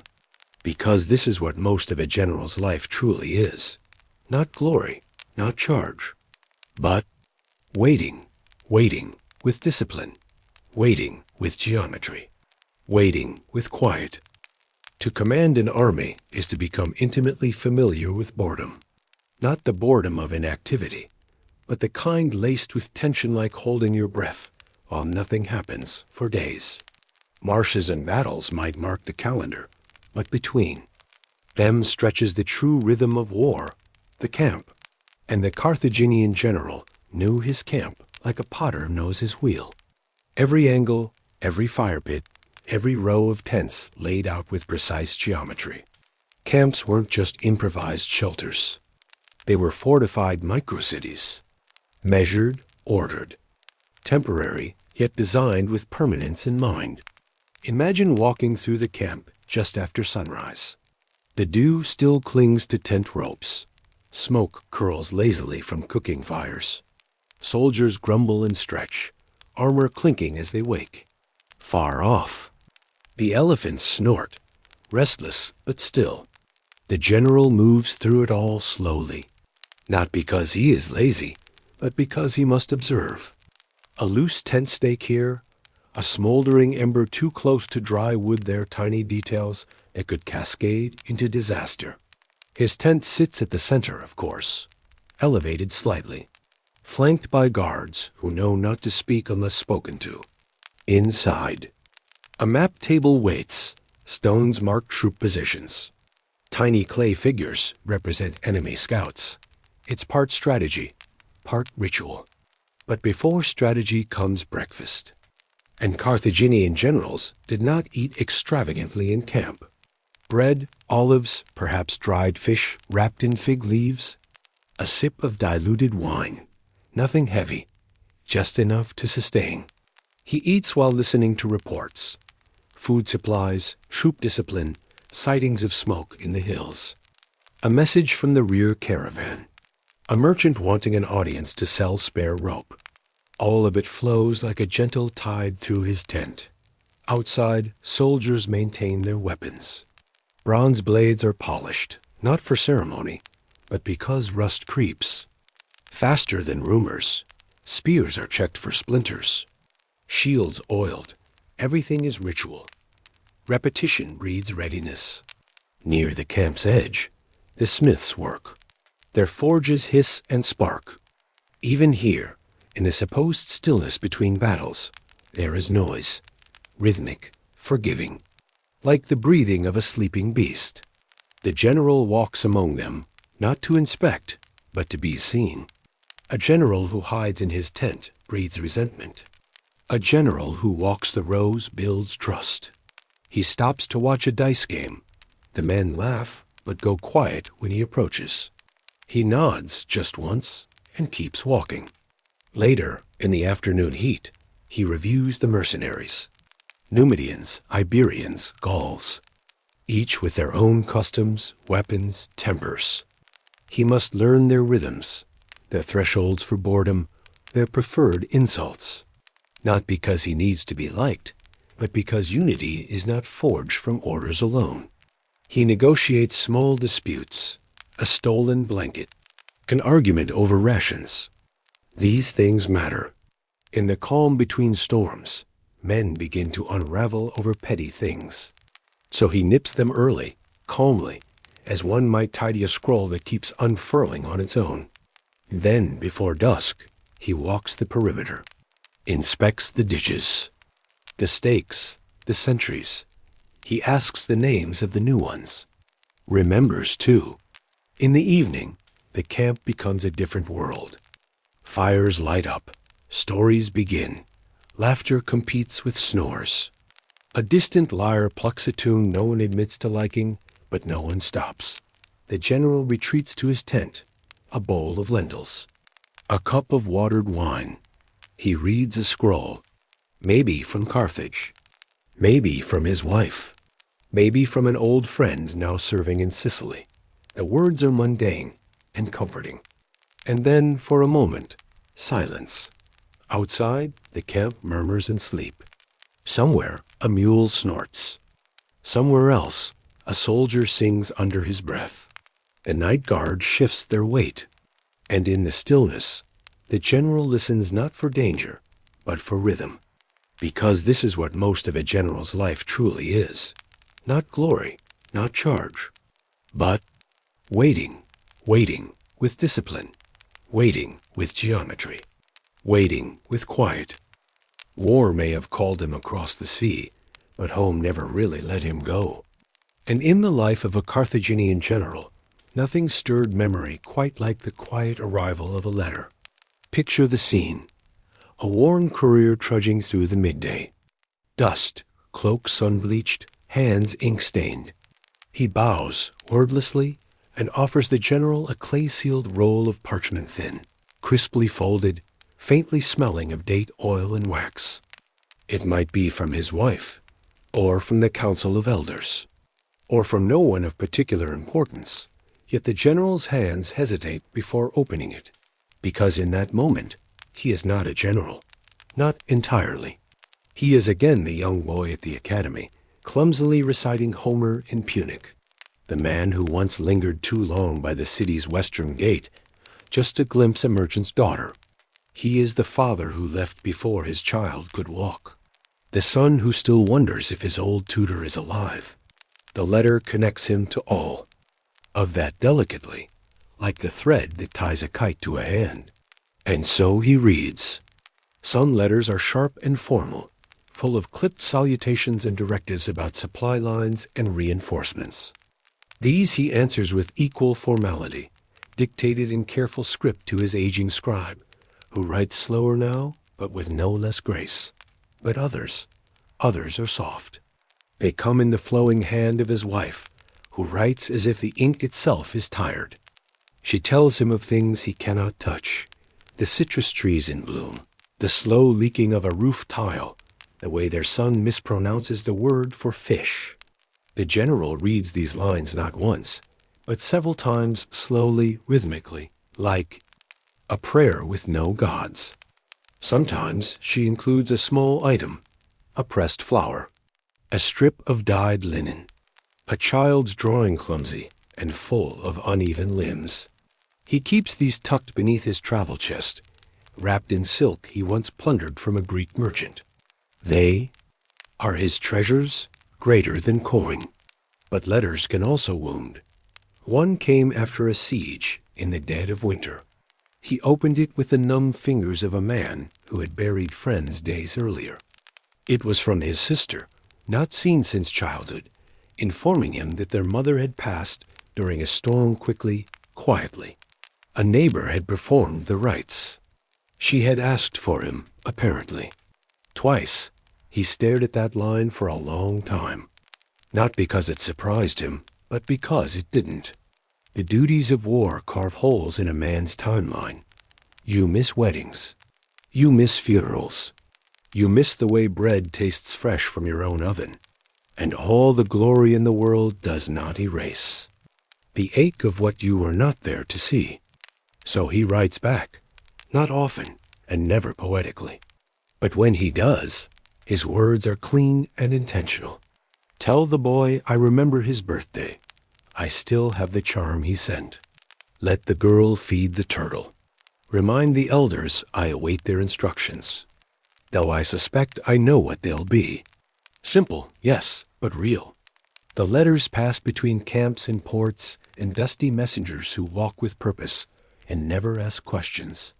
They are a fragile thread connecting battlefield to hearth, bronze to clay, strategy to soul.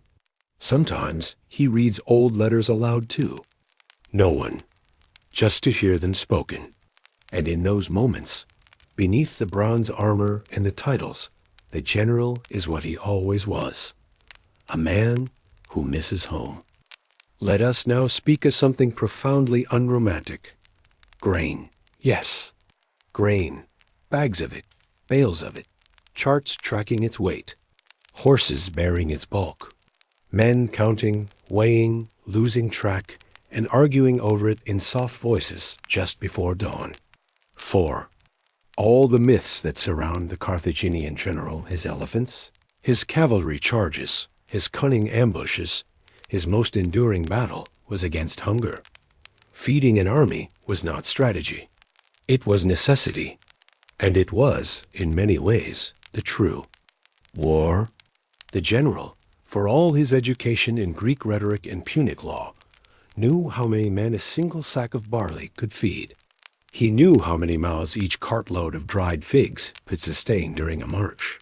He could tell you, without thinking, how long salted goat would last in the heat of Hispania before turning sour.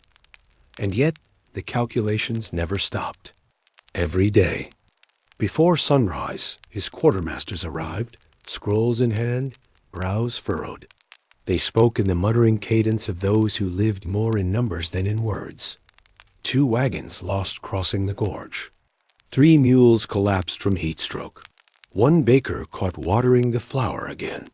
The general listened, nodding occasionally, scribbling numbers in the wax tablets himself, not because he doubted his men, but because he knew the cost of trust. A missed shipment here, a theft there, and morale would drop faster than the temperature on a Libyan night. He didn't mind it, truthfully. There was something oddly comforting about numbers. They didn't lie. They didn't betray. They simply obeyed the laws of balance. Rations in, rations out. A ledger was cleaner than a sword. But that didn't mean the task was easy. Sometimes the grain spoiled. Other times the supply ships were late, stalled by bad wind or pirate mischief. Then there were the local farmers, who eyed Carthaginian coins with suspicion and asked for double when they saw the insignia of command. Still, the general bargained. With words, with coin, with promises he might or might not keep. In Carthage, grain was political. The city depended on imports from Sicily, Sardinia, North Africa. Control the routes, and you controlled the people. In the field, it was much the same. Whoever fed the men led the men. And so, the general walked the rows of supplies, inspected the stacks of millet, tasted the dried dates for mold, tapped barrels of wine to ensure they weren't half-air. He checked the carts, the yokes, the wheels. Every creak told a story. His officers sometimes scoffed gently behind his back. A general, they whispered, should not concern himself with mule feed. But he knew better. A hungry army is a mutinous one. A thirsty soldier fights poorly. And a general who cannot feed his men is a general who will soon command no one at all. So he spent long hours with the ledgers, surrounded by candles and the smell of old parchment. He double-checked columns, drew routes on maps, measured distances not in leagues, but in loaves. And when a shipment finally arrived, when the dust cloud rose from the southern trail and the oxen appeared, pulling carts groaning with supplies, he did not smile. He simply exhaled, because that, too, was a kind of victory, a quiet one, without horns or banners, but a victory nonetheless. There is a sound to war, even when no one is dying. It isn't the clashing of swords or the screams of the wounded, not always. No, more often, it's subtler, quieter, and longer. The sound of war is the heavy shuffle of sandaled feet on dry ground, the dull clank of armor being strapped on again and again, the rustle of maps unrolled in the pre-dawn hush, and above all, the unrelenting murmurs of men too tired to speak clearly and too tense to be quiet. To the general, these sounds were as familiar as breath. He awoke not to bird song, but to the faint metallic rasp of spearheads being polished. The wind pushed the canvas of his tent in slow waves, like a tide that never arrived. Beyond the flaps, soldiers muttered in languages from half the known world Punic, Berber, Numidian, Greek, even the clipped syllables of Latin now and then. And yet, most mornings, there was no fighting. Not really. Just the waiting. War is often like that. Less about action and more about readiness. Less about death and more about the anxiety of avoiding it. The general did not like waiting, but he had become good at it.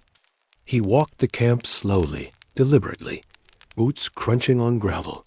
Men nodded as he passed, some out of respect, others because they were afraid not to. He never raised his voice, not even when the tents weren't pitched right or the watch had dozed off. A calm voice, he'd learned, unsettled men more than a furious one. Rage, after all, could be dismissed as emotion. Quiet control could not. Sometimes he would pause beside the archers practicing at dawn. The twang of bowstrings rang sharp through the air. The target's stuffed straw dummies with painted faces shuddered with each strike. He didn't speak, just watched, noticing who hesitated, who flinched, who smiled as they let the arrow fly. The general rarely smiled, but he nodded, now and then, and the nod was enough. Further on, the blacksmith's tent was alive with hissing and hammering. Sparks leapt like tiny stars. Here, amid sweat and iron, weapons were reborn each day. Dented shields were hammered flat. Cracked spear tips were reforged. Armor was mended with rawhide strips and silent prayers. He would run his fingers over a repaired breastplate, feeling for seams. Imperfections spoke of time running out, and time in war was always leaking. At midday, the air grew heavy, pressing down on the shoulders of every man. The camp slowed. Men found what shade they could. The cook stirred lentils over low flames. The horses shifted restlessly, twitching at invisible flies. Some soldiers gambled with stones, muttering curses with each unlucky toss. The general ate little. Food dulled the mind, and he needed his mind sharp. Instead, he walked again. He visited the wounded. Not often, not for long, but enough to be seen. Enough to know whose bandages needed changing. Enough to notice who still had fight in their eyes and who didn't. War has many fronts. The battlefield is only one of them. The rest are hidden in morale, in illness, in fear. As evening approached, the sounds shifted. The crackle of fires, the murmur of conversation, the low, rhythmic scrape of a man sharpening his blade, and always, somewhere nearby, the soft beating of a drum, not for show, not for music, just a quiet, steady thump to keep time, to mark the rhythm of the camp, like a heart that refused to stop. On some nights, the general sat alone, wrapping his cloak tighter as the chill came. He listened not just to the sounds of the camp, but to what they meant. Stillness in the southern quarter? Someone asleep at their post? Too much laughter from the Numidian tents? Spirits were high, yes, but perhaps too high. A single cough from the infirmary? He would note it. Plague begins with a cough. He listened.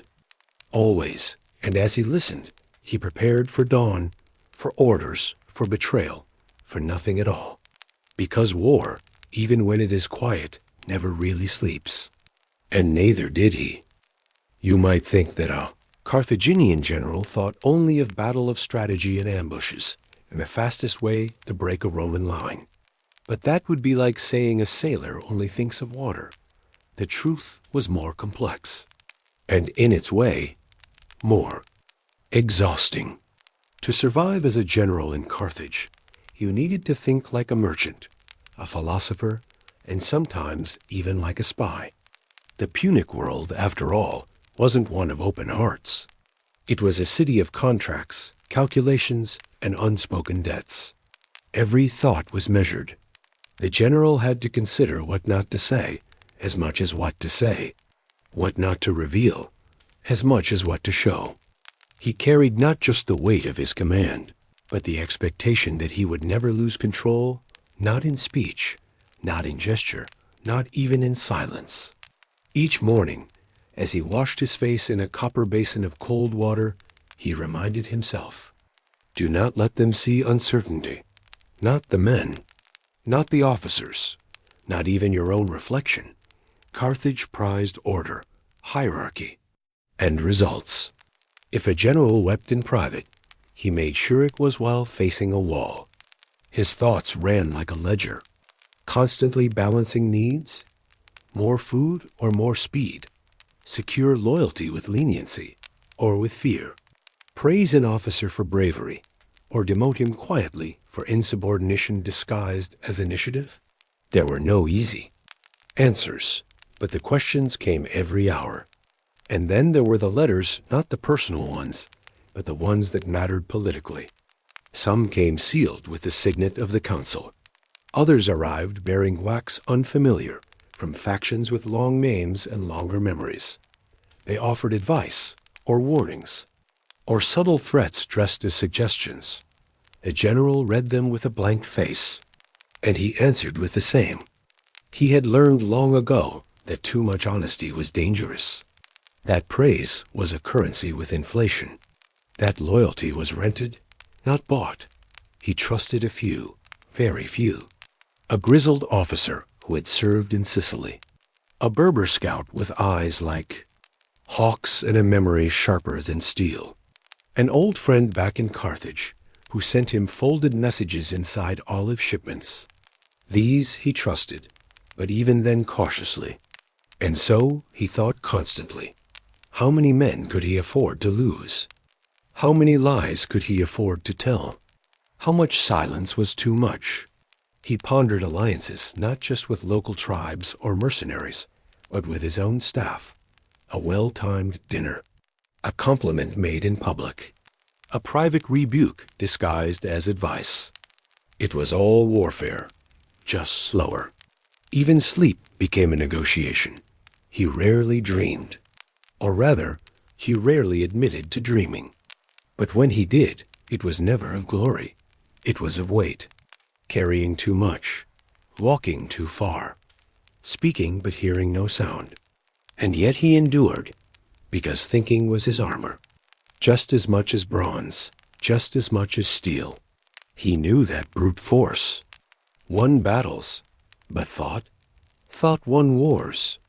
And for all the dust, the sweat, the letters, and the numbers, he never forgot that. He couldn't, because the moment he did, someone else would be thinking just a little bit faster. The image of the Carthaginian war elephant thunders through history like, well, an elephant. Huge, tusked, and unstoppable, splashing across rivers, trampling enemy lines, towering above terrified foot soldiers. But if you were a general in Carthage, you knew better. Elephants weren't miracles. They were headaches with legs. They ate constantly. They needed space. They needed handlers mahouts, who didn't panic when the beasts did. They needed to be calmed, praised, steered, and sometimes talked to like overgrown children. And they were expensive. More expensive than cavalry. More expensive than siege equipment. Even more expensive than bribing a Roman senator, which is saying something. So, let's set aside the glamour for a moment and ease into what it actually meant to include elephants in your command. First, there was the planning. You didn't simply take elephants to war. You committed to them. Like acquiring a fleet or building a road through marshes. It wasn't a whim. It was a logistical chain wrapped in animal hide and bound to slow you down. Imagine yourself pacing the edge of your campaign map. You know the terrain is rocky, the forests thick, the water scarce. Now add 5 or 10 massive creatures that can flatten trees but need to drink twice a day and panic at the sound of unfamiliar. Horns, still want them? Yes, if you were facing Rome. Because against infantry, elephants had a use. A well-timed charge could shatter the tight lines of a legion. Not physically, necessarily, but mentally. Men who had trained with wooden swords did not train for a wall of ivory and noise barreling at their face. But that only worked once, maybe twice. The Romans learned, they adapted, sidestepped, used their javelins not against the elephant, but its eyes, cut at its handlers, used gaps in formation to let the beasts charge through harmlessly, and attacked from behind. And suddenly, your prized war beast became a wild card, a liability. A frightened elephant turned and ran not away from the enemy, but back toward your own troops. And you, the general, had to watch as chaos unfurled behind your lines. Trumpets not of victory, but confusion. Men diving to avoid tusks. Formations dissolving. Orders shouted and ignored. It was not glorious. It was not poetic. It was terrifying. So you adapted too. You learned to use elephants less as weapons and more as psychological warfare. Keep them visible. Keep them loud. Make sure the enemy always wondered, would today be the day they charged? Meanwhile, you focused your real effort on keeping them alive. Their feet cracked on rocky roads. Their skin needed care. Their tempers needed soothing. And always they needed food bales of hay, bushels of fruit, even wine to calm the aggressive. Once, a Carthaginian general could spend more time feeding elephants than feeding soldiers. The Mahouts were treated well, not because they were elite, but because they were irreplaceable. A panicked elephant was bad. A panicked elephant with a dead handler? Worse, so you watched the Mahouts carefully. You paid them on time. You gave them shade. You listened when they said, that one isn't fit to march. Because when they were ignored, things broke. Things died. In battle, the elephants wore armor of bronze and leather. Some had blades fixed to their tusks. Some bore archers on wooden towers strapped to their backs. But again, this was spectacle, not guarantee. The true measure of a general was knowing when not to use them, when to keep them at the rear, when to let them sleep, when to leave them behind entirely, and trust in your infantry instead. And if you had to retreat, well, elephants didn't like retreating. They dug in, refused to budge, trumpeted with fury. Some had to be blinded just to turn. Around, some had to be killed outright. And that choice killing an elephant you'd raised, fed, trained, and marched with for weeks was not a choice taken lightly. You wouldn't forget the look in its eye, because you had led it there, and you had failed to lead it home. Back in Carthage, politics breathed through every corridor like incense, pleasant, poisonous, and impossible to ignore. As a general, you might command thousands of men, shape campaigns across continents, but you were never truly free. Because the council watched, always. The council of elders, the Suffites, the judges and merchants and old money patricians, who never dipped their sandals in blood, but held sway over the men who did. And they had opinions. So many opinions. You see, Carthage wasn't a monarchy. It wasn't Rome either. It was a republic run by oligarchs, wealthy men with more spice caravans than sense, but a remarkable gift for making you feel replaceable. Before battle, you received instructions from the council, but they didn't call them that. They were recommendations, points of consideration, expressions of confidence, which, of course, meant do as we say or explain yourself. Later, and if you didn't, well, victory could save you. Sometimes, but failure, even a small one, that could be fatal. Carthaginian politics didn't often kill people outright. They preferred slower methods, financial ruin, social disgrace, exile with no ships, accusations whispered just loud enough to ruin your reputation, but not your body.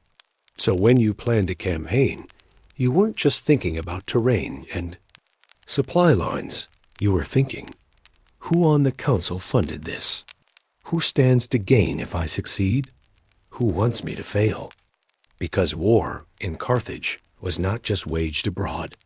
It was waged in marble chambers and shady courtyards.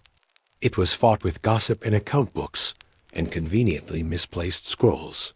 When the general returned to the city, he wore his armor like a shield, not from blades, but from words. He walked slowly through the agora, accepting praise with a bow, accepting silence with caution. He never drank too deeply at feasts. He never trusted the flattery of men who hadn't spoken to him before he won. He knew better. And then came the council hearing.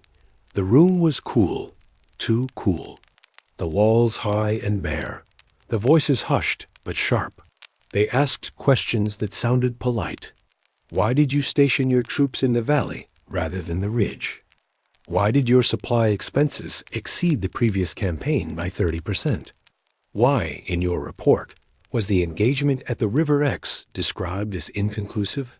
It wasn't about the answers. It was about the tone. Speak too confidently. And you were arrogant. Too humbly, and you were uncertain. Too factually, and you implied they should have known better. The general, of course, knew the dance. He answered evenly. Cited supply issues, weather, the behavior of allies. He left small. Spaces in his logic enough for them to feel clever when they caught them. He gave them victories in conversation, so they wouldn't ask for victories in punishment. And when it was over, he left not knowing if he had won. Because in Carthage, survival was always temporary. But as long as you kept your tone level, your robes clean, and your enemies guessing you had a chance. And sometimes, that was all a general needed. Now imagine yourself far from home, not just a little removed, but months of marching from the gleaming harbor of Carthage, out where the salt dries in your beard and the wind smells like iron. Here, in the rocky bones of Iberia or the shifting sands near Cyrene, Carthaginian generals did something more tedious than battle. They built.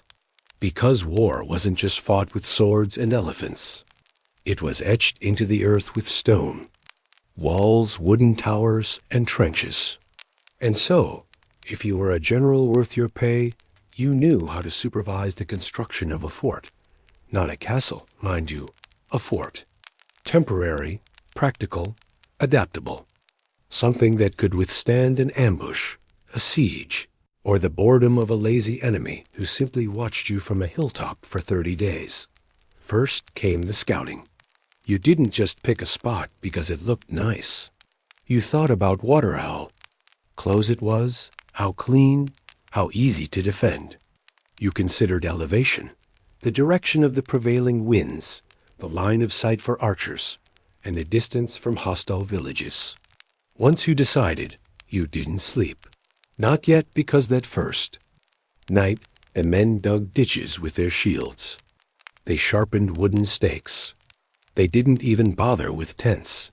They huddled close, listening for wolves, for footsteps, for whispers in languages they didn't understand. Then came the real work. A fort might take a week, sometimes 2. If it was a permanent outpost, it might even have walls of mud brick or stone. Most were palisades, wooden logs driven into the ground, bound with rope and sweat. The towers were watchful, not grand. The gates? Just wide enough to admit a cart, not wide enough to welcome a surprise. Inside, there was order. A square for drills, rows for sleeping mats. A tent for the general, one for the quartermaster, another for maps. Latrines dug far enough away to avoid disease, but close enough to keep the men from wandering off. Fires placed carefully to keep watchmen warm without making them targets. This was not a place of glory. It was a place of discipline. And if you were the general, your job didn't stop when the walls rose. You walked the perimeter at night. You listened to your captains. You checked supplies. You rationed wine, not to be stingy, but to be smart. A drunk soldier spilled secrets, or worse, spilled torches.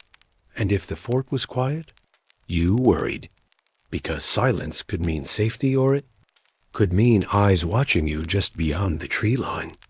Some nights, the wind carried strange noises, animal calls that didn't quite match the species, rhythms of drums, distant and slow, shadows that moved against the stars. You told your men not to worry, but you worried, because the farther you got from Carthage, the less your coins mattered. Out here, loyalty came from leadership, not gold. So you made examples. A thief was punished publicly, but not cruelly. A coward was reassigned, not shamed. A soldier who spotted danger before it came, promoted on the spot, sometimes with a handshake, sometimes with your own bracelet. That bracelet might be bronze, nothing fancy, but to him, it was a link to home, to the city, to your trust. And trust in a foreign fort was more durable than walls. Then came the mornings. Drills, inventory, patrols, diplomacy with local chiefs, if they were friendly, or a test of your patience, if they weren't. You learned to recognize the smells of other cultures, the colors in their garments, the foods they didn't share. You learned when to be firm, when to be silent, and when to offer gifts before they asked, because these forts were not just for war. They were for presence. Carthage wanted the world to know, we are here, and we will not leave. And so you stayed. You wrote reports by lamplight. You worried about the next shipment of supplies. You sent messengers through bandit-filled valleys. You drew maps, not because you loved geography, but because no one else would. And sometimes, after weeks of quiet, you were attacked. Maybe it came at dusk, maybe during a feast. But it always came when the men were tired. That was the nature of these lands, predictably unpredictable. The alarm horns would blow, torches lit, arrows knocked, the gates reinforced with barrels or broken wagons. And in those moments, you remembered why the fort was there at all, to hold the line, to make sure that when Carthage looked at the map, her influence stretched farther this month than the last. It was not romantic, but it was real. And in the morning, after victory or survival, you'd walk the walls again, this time slower, watching the men eat, watching them laugh, knowing the moment would pass, because another fort waited down another road. The generals of Carthage were not all soldiers of the soil. Some were masters of sails and salt, because Carthage was a maritime power first, and everything else second. From its earliest days, it grew not by conquering farms, but by building ships. Fast ones, silent ones, ones that could vanish around the horizon before the land powers even realized their goats were missing. So if you were a general of the fleet, your world was different, not softer, just wetter. Your commands were issued from the deck, not the saddle. Your enemies came from waves, not woods. And your disasters, oh, the disasters, they came without warning, blown in by an angry gust or a poorly tied knot. You learned quickly, the sea does not care who commands it. Imagine yourself standing on the deck of a quinquereme, 5 rows of oars pounding the water, a square sail full of wind, and beneath you, 100 men pulling rhythmically, eyes forward, sweat thick on their backs. You were at the mercy of the weather, the wind, and the whims of your own carpenters. If the prow cracked, you prayed. If the rudder snapped, you were adrift. If lightning struck the mast, which it often did, you remembered every vow you ever made to Baal Hammon. Still, naval generals had their routines, morning checks, sail inspections or counts, provisions, fishhooks, barrels of water and wine, weapons, stowed in oil, tar-heated and ready to seal leaks. Every small detail mattered, because out here, a small mistake became a legend in failure. And the crew? They weren't your soldiers. Not exactly. They were sailors, some mercenaries, many citizens. A few pirates given honest work for once. You manage them like a delicate ecosystem. Too much discipline, and they mutinied. Too little, and they played dice while the storm brewed. The worst was convoy duty. Imagine 100 ships' cargo, troop transports, war vessels, all moving together. Across an unpredictable sea, you couldn't outrun storms. You couldn't hide. You just hoped your signal flags were understood and your scouts returned. Pirates were everywhere. So were Roman patrols. And storms to storms didn't care whose. God you worshipped. They came anyway, hurling foam and fury. In those moments, you didn't think about Carthage or politics. You thought about the ropes. You thought about whether you'd see the stars again. Nighttime on the open sea was a strange silence, a breathing kind of quiet. The sea swayed. The wood creaked. The men whispered. No fires were lit, not unless you wanted to be seen from 3 leagues away.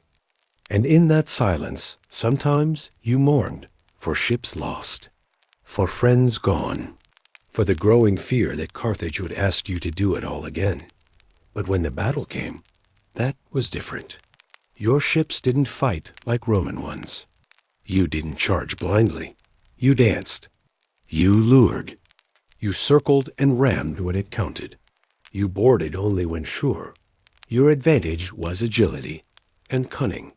And the moment the enemy faltered, hesitated, turned, scattered, you struck. With firepots, with grappling hooks, with marines who had been waiting for hours to spill over the railing and plant a Carthaginian banner on Roman decks. If you won, you hauled in the wreckage, repaired with what wood you had, reorganized the fleet.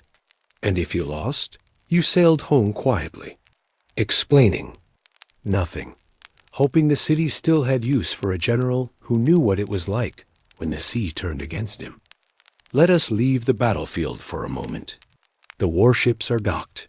The soldiers have been paid. The victories or the defeats are now scribbled in temple archives. And the general has returned home to Carthage. But home, in this case, is not a humble clay-roofed house tucked into some coastal alley. No. This is the estate of a Carthaginian general, a man who has survived more than one campaign and somehow also managed to keep the trust of the council. And so we enter a different kind of battlefield. The domestic one, picture it. A gated estate on the outskirts of Carthage proper, where the scent of sea salt is still in the air, but softened now by the perfume of flowering citrus trees and the sharp notes of imported cedar oil. The gates bronze and tall swing open, not with pomp, but quiet confidence. Inside, a courtyard stretches beneath the sun, with a shallow pool in the center, not for swimming, but for reflecting the sky, the palms, and the general's guests. The general's house is not merely large, it is orchestrated, designed, each space calculated to impress without seeming to try. There are columns, of course. Carthaginians loved a good column, especially ones painted in deep ochres and royal blues. A portico with thick shade gives way to the inner sanctum, a cool, quiet atrium. The general's sandals echo on tiled floors that depict scenes of naval triumph, lion hunts, or mythic founders, some of them foreign, Greek or Egyptian, borrowed stories stitched into local pride. There are woven hangings from the east, bronze, basins for guests to rinse their hands, and shelves, dozens of them, lined not with scrolls, that was for scribes, but with little luxuries, ivory dice, ostrich eggs, sculpted oils jars from Numidia, and everywhere, quiet proof of wealth not meant to shout, but to whisper, I have seen the world, and returned. But behind all this beauty, there is a pulse of practical tension, because this general, like all the others who returned alive, knows something most don't. Victory is fleeting, but accounting is eternal. which means one thing ledgers. Every chest of silver brought back from Iberia must be recorded. Every amphora of oil from a captured farm. Every tithe sent to the temple of Melkart. Every bribe to a Libyan envoy. Every bonus given to a particularly brave Numidian scout. So there is a room unadorned where scribes sit. And the general, stripped of his armor and now wrapped in fine linen, leans over a wax tablet and groans. Because politics in Carthage was a creature of two faces. You could bask in parades, yes. You could host feasts where musicians played lutes and guests drank wine cooled in snow, brought down from Atlas peaks. But in the same week, you might be summoned before the council of 104, asked to explain why a shipment of tin never arrived. In Carthage, generals were not untouchable. They were accountable, even at home. But a general of means knew how to navigate that as well. He threw dinners not to show off, but to remind key senators that he remembered their names. He sent small gifts, olive oil, fine sandals, a cured fish wrapped in fig leaves to the families of merchants. He made appearances at temples. He donated to civic projects. He commissioned a statue modestly small of a minor god near the harbor, with his name discreetly inscribed at the base. And he stayed visible, because the worst thing a general could do in Carthage was disappear. It made people wonder if you were plotting or hiding or broke. So he walked the markets. Not every day, but often enough. He chatted with stall keepers, asked how the harvest was, bought fish he didn't need. And once a month, he visited the barracks, not to shout, not to lecture, but just to walk, to nod, to remind the young ones who had served under him that he still remembered who they were and what they risked. It wasn't all formality, of course. There were real moments of rest. He had children, most likely, or nephews or cousins, all underfoot, learning how to posture like warriors or play war with olive bits. There were moments in the garden with wine and songbirds and the distant sound of harbor bells. And there were moments of loneliness, because no matter how many statues bore his name or how many coins bore his likeness, the general remembered the friends who didn't come back, the comrades lost in forgotten valleys, the faces washed away by time. At night, he sometimes lit no lamps at all, just sat in the dark atrium, watching the moon ripple on the courtyard pool, listening to the city breathe. Carthage was not a city of sleep. It rustled and hummed and argued long into the night. But the general, home from war, found a kind of peace not in silence, but in the ordinary.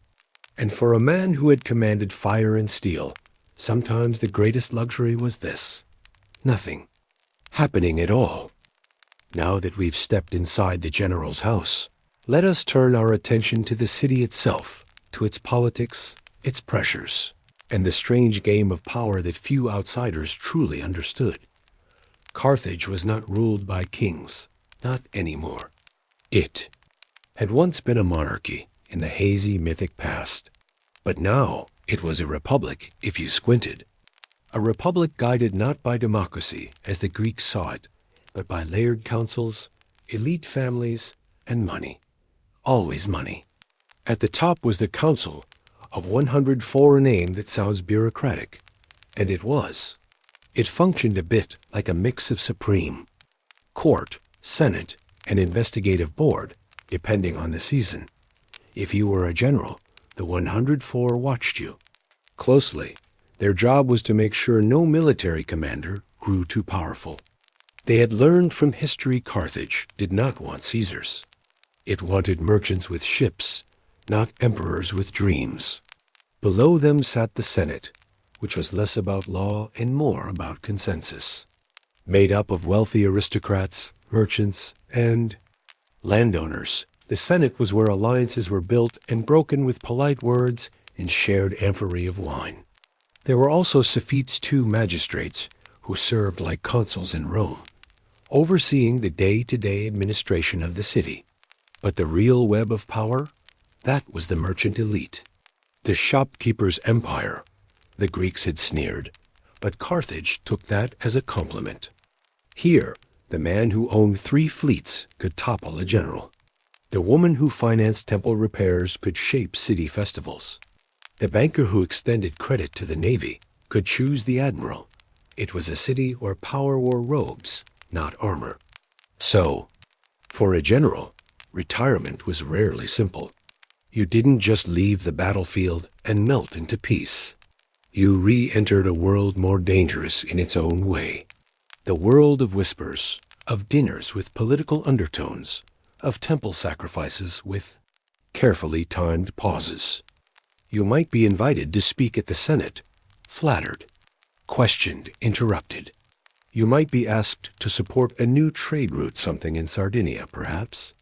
You'd lend your name, your prestige, but not too much, lest people think you wanted political office, because ambition was always double-edged. If you seemed too hungry for influence, the council might audit you. Review your campaign finances. Ask why a particular mercenary band received extra pay.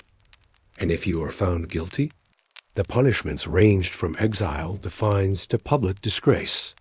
So you learned subtlety. You learned how to say no with a smile, how to promise without committing, how to support a rival's idea just enough that it fails, but not so much that they blame you. It was, in a word, exhausting, and that exhaustion showed, not in the general's armor now retired, but in the deep lines around his eyes, in the way he paused before responding, in how he deflected praise as if it were a trap. Yet some thrived in this world. They became diplomats, ambassadors to Rome, or Tyre, or Ptolemaic Egypt. They sailed again, not to conquer, but to negotiate. Others became investors, buying farmland in Sicily, lending coin to copper mines in Iberia, or even building bathhouses, inns, or theaters back in Carthage itself. A few simply vanished, moved inland, bought vineyards, told stories to grandchildren, lived out their days walking under the olive trees, their war stories softened into parables. But most stayed, because Carthage, for all its schemes and secrets, was still home, still the city of palm trees and purple dye, of markets that never slept, of temples where incense curled like memory, a place where generals became citizens again, not just to rest, but to remember who they had once been and perhaps who they still might become. Let us now enter the quiet hush of the sacred, because no matter how many spears a Carthaginian general had wielded, no matter how many campaigns he had survived, or how many cities he had taken, he was never above the gods. And in Carthage, the gods were not distant deities looking down from marble heavens. They were close, personal, demanding. Religion wrapped around the city like its sea walls, solid, inescapable, ever-present. You could see it in the smoke curling from temple roofs, in the rhythm of daily life punctuated by offerings, libations, and rituals, in the way sailors muttered invocations to Baal before leaving harbor, in how merchants paused before contracts. To honor Tanit, the queen of the heavens and generals, well, their relationship to the divine was especially fraught. Victory was never claimed outright, it was attributed, always, to the favor of Melkart or Resheph or the unseen hands of the ancestors. So let us walk with our general into one of Carthage's grand temples. Imagine the scent first, a blend of burning myrrh, sea salt wind, and warm beeswax. The temple's outer walls are tall and severe, made of stone quarried from nearby hills, polished smooth but left largely undecorated. Carthage was wealthy, but its sacred spaces wore their power quietly. Inside, shadows pooled beneath high ceilings. There are no statues here. Carthaginian religion, with its roots in Phoenician tradition, favored symbols over faces. The gods were represented in abstract form: a simple raised hand, a solar disk, an upright stone. Our general doesn't lead the ceremony. That is left to the priests, the Kohanim, draped in white linen, their heads covered, their steps slow and deliberate. But the general participates. Perhaps he offers oil. Perhaps he lays down a plaque inscribed with thanks for a safe return. Perhaps he closes his eyes during the prayer, not out of obligation, but because something ancient in him remembers how close he came to not returning at all. There's something grounding here. After months of dust and death and shouted commands, the temple is quiet, measured, a space where control is surrendered, and that can be strange, because generals are not used to surrendering anything, not land, not authority, not even opinion. But here, before the gods, even the most hardened commander bows his head. Religion, in Carthage, was not a matter of personal belief. It was public duty, civic expectation. A general who did not honor the gods could be blamed for failure, even years after the fact. Omens ignored, vows unfulfilled, sacrifices performed incorrectly. Everything had meaning. Everything had consequence. There were also private shrines. Back home, the general likely had a small altar in his courtyard, a niche where he poured wine, left fresh bread, or lit oil lamps on festival nights. He might honor Baal Hammon there, the god of storms and prosperity, whose cult once reached across the sea to Tyre, or Tanit, goddess of fertility, war, and protection, whose symbol of outstretched arms was etched into everything from jewelry to tombstones. And yes, there is the question you may have heard whispered about child sacrifice. It's difficult to know how much is truth and how much is Roman slander. The Romans, after all, were eager to paint their enemies in the darkest shades possible. But there is archaeological evidence of cremated infant remains at Tophet's open-air sanctuaries, associated with Baal and Tanit. Were they sacrifices? Burials? Votive offerings? Even modern historians hesitate. But our general, standing at the edge of a fire altar, likely did not hesitate. He had seen death too often, seen its price. He knew that the gods were not merely poetic abstractions. They demanded. And Carthage, surrounded by enemies and held together by commerce and faith alike, could not afford to displease them. Religion was woven into law, politics, and the daily expectations of a general's conduct. Even before going to war, generals consulted augurs, dream interpreters, and omens drawn from the patterns of bird flight or the entrails of sheep. Success in war was not merely a matter of strategy, it was a matter of timing, approval, alignment.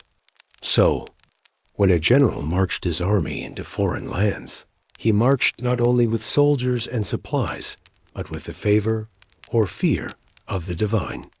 And when he returned, he made offerings, not for show, but to reset the balance. Because to lead others into battle, to take lives, and risk your own, was to carry spiritual weight.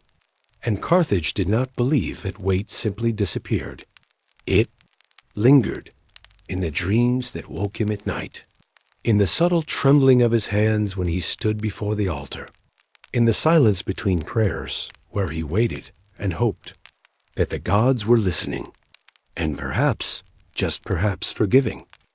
Now we move again away from altars and incense, and toward a quieter, subtler domain of power, a place less spoken of than temples or forums, but just as influential. Carthage had a library, or at least, so the stories say. Not a library like the great marble-pillared halls of Alexandria, no. The Carthaginian version was older, more secretive, less for public debate, more for private preservation. A treasury of scrolls, maps, ledgers, rituals, and records. A collection of knowledge not meant to dazzle, but to endure. Imagine the general standing at its threshold. He does not come here often. This is not his usual domain.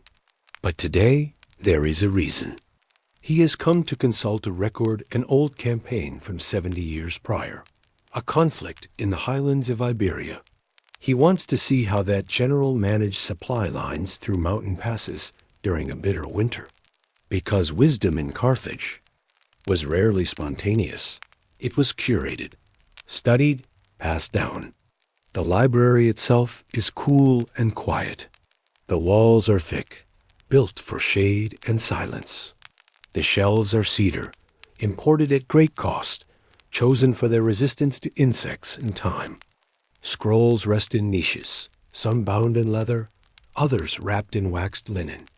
There are texts in Punic, of course Carthage's native tongue, a descendant of Phoenician script, but also Greek, Egyptian, and even a few older Babylonian fragments. The general walks with care, because this is a place of memory.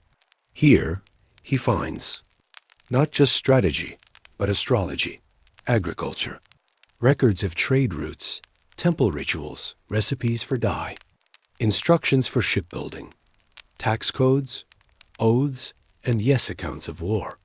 Not always heroic. Some scrolls detail defeats, famines, betrayals, whole campaigns gone quiet, not from censorship, but from the slow erosion of interest. Still, they are kept, because forgetting in Carthage was a sin. Here, too, the general is reminded that he is part of something much older than himself, that before he commanded ships, others had sailed these same routes. Before he plotted siege lines, others had drawn similar maps. Before he earned his fame, others had lost theirs. And still, the records remained. The scribes here speak little.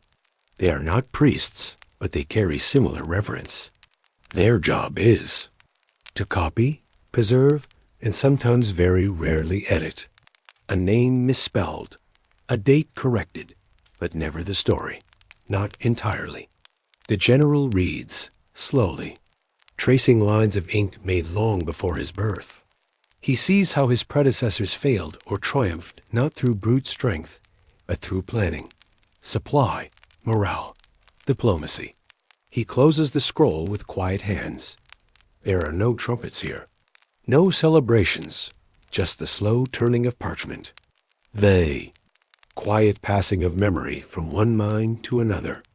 Outside, Carthage continues its markets noisy, its politics tangled, its temples smoky with prayer. But in here, time has softened, and the general leaves not emboldened, but humbled. Because even those who command thousands eventually become lines on a scroll, preserved, studied, and sometimes understood. As the sun dips low beyond the western edge of the sea, the homes of Carthage's elite flicker to life with the glow of oil lamps and the scent of roasted meats. Let us now enter one of them, not a palace, for Carthage preferred its luxury behind. High walls and modest exteriors, but a stately townhouse, larger than most, perched on a rise not far from the harbor. Tonight, our general is not in armor. Tonight, he wears a finely woven tunic dyed with soft purples and edged and embroidered. Bands. His sandals are oiled, his beard trimmed, and his fingers freshly perfumed with myrtle oil, because tonight is a banquet. And while war is a form of politics, banquets in Carthage are pure politics dressed as pleasure. Step through the courtyard, gate, and you're greeted with a small garden pomegranate trees, perhaps a lemon tree grown for its fragrance rather than its fruit. The sound of a fountain murmurs in the center. Slaves well-trained, unobtrusive offer wine or cool water. As guests pass through toward the main hall, the general knows everyone here. That man by the column, with the silver-ringed beard, oversees the copper mines in Sardinia. The woman laughing softly behind her veil is married to a senior judge. Another guest, quieter, has made a fortune shipping. Wore elephants across the straits. All of them matter. And none of them are here just for the food. Still, the food deserves our attention. The meal is laid out in courses, delicate and deliberate. Not Roman gluttony, but a punic balance of richness and restraint. Olives stuffed with almonds, fish wrapped in fig leaves, roasted lamb rubbed with coriander and cinnamon. Wine flows, yes, but it's often cut with seawater, herbs, or honey, depending on the mood of the host and the origin of the vintage. There is no formal seating chart, but everyone knows where they belong. The general, respected for his victories, abroad in his discipline at home, is placed near the host. Not quite at the center, but close enough for his voice to carry. This, too, is strategy. He must speak but not boast, comment but not dominate. A well-placed observation about grain shortages in Libya, a quiet remark about Roman naval movements, a wry aside about the rising cost of bronze. Each word weighed. Like gold, the banquet is not for merriment, not really. It is a stage. Deals are struck in glances. Alliances are tested with toasts. Rivalries cooled or kindled by the seating of a chair. What's left unsaid here can matter more than what's spoken in the Senate Hall. Our general understands this. He eats little, drinks even less. He laughs when others laugh, but watches their hands as they speak. Which fingers gesture, which rings are missing, which eyes linger too long on another's wife. He is not paranoid, merely aware. Because in Carthage, war may be fought abroad, but power is won at home. Behind the banquet table's civility lies the churn of an oligarchy. The Sephites, a council of elders, the merchant dynasties. Carthage was not ruled by kings, and that absence made room for complexity. A general might return from campaign a hero, but if he lacked the right allies, he could find his triumph quieted, his name left off the ledger, his ships repossessed. This dinner, then, is not a reward. It is an investment. Of time, of charm, of subtlety. As the evening deepens, a musician begins to play perhaps a lyre, perhaps a foreign instrument from Iberia. The notes drift like smoke through the lamplight. Servants bring a suite of dates and crushed pistachios. The conversation shifts to poetry, trade, or theater. But even now, it is performance. Because every general knows that a sword is only sharp for a season, but reputation cultivated carefully, night by night in rooms like this, can last a lifetime, and sometimes even longer. Now let us turn our attention to a quieter realm, a place often left unspoken in the records, but no less powerful for its silence. The world of Carthaginian women, not the goddess Tanit, though her arms reached wide across the city's soul. Not the symbolic mother of Carthage, though she loomed large in religious iconography, but the real women, living, breathing, managing, remembering. Start with the general's wife. She does not attend the banquet. Her place is within the home but, not in subservience, not in passivity. She is, quite likely, the steward of the household's internal affairs. She oversees dozens of staff cooks, maids, nurses, scribes. She tracks the flow of grain, the storage of oil, the careful management of linen and gold. In a household this large domestic command is an act of quiet governance. And more than that, she is educated. In Carthage, upper-class women were literate. They read and wrote Punic, Greek, and perhaps even some Latin or Egyptian. They kept household accounts, copied family histories, and sent letters sometimes across the sea to relatives in Sicily or friends in Tyre. The general's wife is also his political mirror. She knows who to host for tea, which cousins to visit, which shrine to frequent, and which priest to speak to when rumors stir. Her advice is rarely public, but it echoes in her husband's decisions. And she is not alone. There are daughters often kept closer than sons, who might be sent away for education or military grooming. The girls are taught music, needlework, languages, but also estate management and law. Marriage is not just a social bond, it is a business alliance, arranged carefully. The women of Carthage may not have held formal offices, but they knew influence. At the temple, a woman might serve as priestess or sponsor major festivals.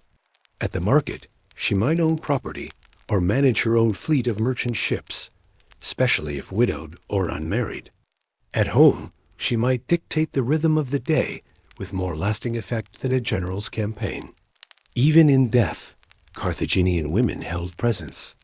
Their tombstones bear names, lineages, titles. Their jewelry, carefully preserved, often bore inscriptions not of vanity, but of pride and ancestry. Some wore amulets shaped like Tanit's symbol, but others carried seals that bore their own names, etched in flowing script. There is a quiet irony here. The general, who shouts across battlefields, will one day fade into silence.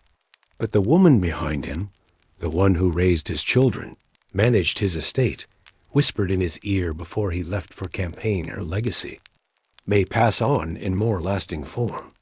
In sons who remember her discipline, in daughters who emulate her balance of grace and cunning, in property deeds, temple inscriptions, family names. Carthage understood power, and while it often wore the face of a man in public, behind every mask was a woman guiding the lines. So when you imagine the general's home, do not imagine it empty of presence simply because the men are away. It hums with command, with intelligence, with memory, and above all with the subtle, steady wisdom that Carthage herself, as a city, relied on more than she ever admitted aloud. Step away now from the banquet halls and quiet courtyards. Let us walk, in the early hours before dawn, toward the sacred heart of Carthage. The streets are still. Only the sound of wind gentle but persistent moves through the narrow stone lanes. And then, ahead, a glow begins to rise, not from the sun, but from the braziers near the entrance to the temple district.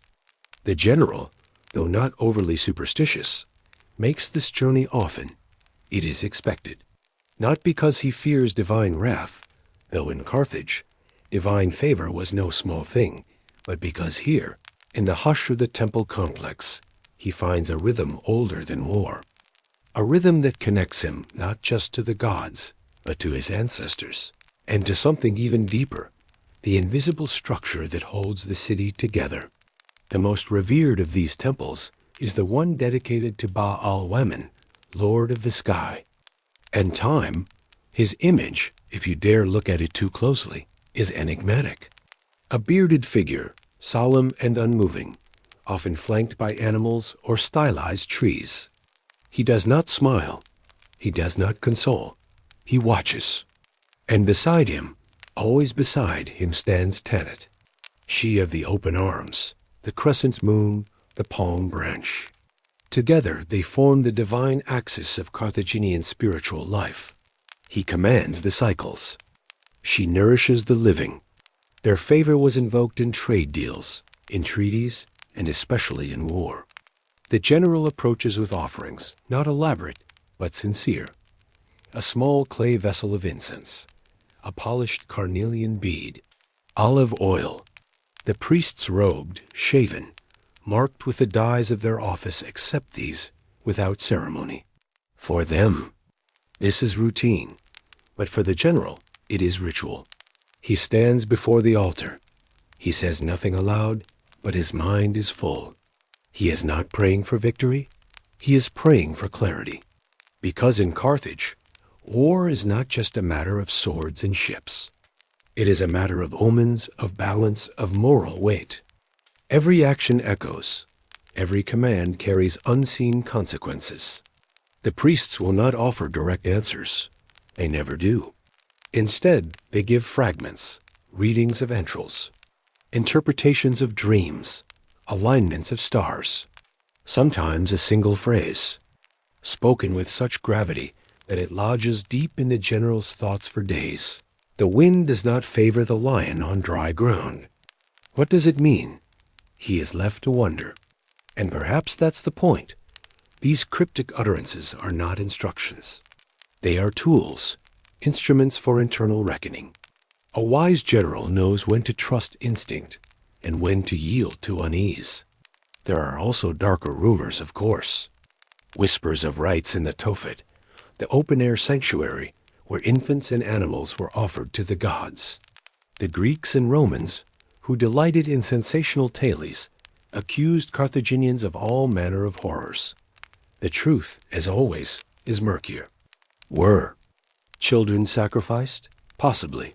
The archaeology shows urns with tiny bones. Some may have died of natural causes. Others, perhaps not. But if it happened, it did so quietly, carefully. Not as cruelty, but as grim devotion. A desperate exchange in times of crisis. Our general would not speak of such things. If he witnessed them at all, he would have done so in silence. And when he left the temple complex, he would carry with him the burden of having brushed close to something ancient, something unexplainable. As he walks back down the hill toward the waking city, the sea breeze rises. The sun is not yet up, but the light is changing. In his mind, the general still turns over the priest's words, the weight of the incense, the feel of the stone beneath. His sandals. No orders will be issued today. No troops will march. But the course of his next campaign may already be decided in that pause between the smoke and the silence. Because sometimes the heaviest decisions are made not on the battlefield, but in the shadows of the gods. Across the Mediterranean, like a line stretching in the morning sun, lay Rome, unyielding, expanding, watching. And for a Carthaginian general, that shadow was always present, whether in whispers at the council table or in the worried furrow of a commander's brow as he studied maps by lamplight. Let us now explore that tension, not as war drums or thundering elephants, but as a creeping awareness, a soft, knowing presence that unsettled the heart of Carthage even on peaceful days. Rome, in the beginning, had been distant provincial, even, a collection of farmers and warriors, building slowly along the Tiber. But like a tide, they grew. They swallowed Etruria, pushed south into Magna Graecia, formed alliances that gave them reach beyond their own lands. By the 3rd century BCE, their ships newly minted, awkward at first, began appearing along the same routes once ruled by Carthaginian merchants. And they did not leave. A Carthaginian general, say in 265 BCE, would begin to feel the strain. Not of battle, necessarily, but of suspicion. Every decision now carried extra weight. Every town gained or lost in Sicily, every port negotiated within Iberia, had to be measured against the possibility of Roman reaction. Because Rome did not forget, and Rome did not forgive. If a general gained territory, he might be accused of provoking them. If he hesitated, he might be accused of weakness. Even the elders in Carthage, wise and cautious, disagreed. Some urged diplomacy. Others, especially the younger men, hot with ambition, wanted open conflict. But open war with Rome was no simple thing. The Roman legions were not elegant. They were not subtle, but they were relentless. They absorbed losses that would have broken other states. They adapted with unnerving speed, and worse still, they were lucky. Not because of divine favor, but because their political structure turned disasters into reforms. Every failed campaign led to reorganization. Every crushed army became a justification for even larger recruitment. It made them frightening. To our general, Rome became a riddle. He studied them. He read the reports. He asked questions of returning merchants, of spies, of ship captains who passed to near Latium. He pieced together what he could not just of. Their military structure, but their psychology. Romans, he observed, valued death over dishonor, but they also loved order. They feared chaos. And Carthage, for all its elegance, seemed chaotic to them. Foreign, wealthy, veiled in its gods and laws. It offended their sense of the world. This wasn't just a rivalry over trade. It was a philosophical incompatibility. Two powers both proud, both rising on a collision course. The general knew, in his bones, that war was inevitable, not tomorrow. Perhaps not even this year, but soon. And when it came, it would be long, hard, unforgiving. As he stared out from the city walls, watching Roman ships occasionally pass on the horizon, he wondered what Carthage might become when the clash finally came. Would it survive? Or would its legacy become something remembered only in the ruins? For now, there was still peace. There were still gardens blooming in the courtyards. There were still temples raising smoke to the sky. There were still banquets, and laughter, and ink drying on treaties that everyone knew would crumble. But across the sea, Rome waited. And that waiting was perhaps the most dangerous thing of all. And now we arrive at the end, not just of a campaign or a career, but of a life lived in service to something larger, older, and far more fragile than it ever seemed. The city of Carthage. Our general is no longer young. He walks slower now, his back not quite straight, his voice quieter in the council halls.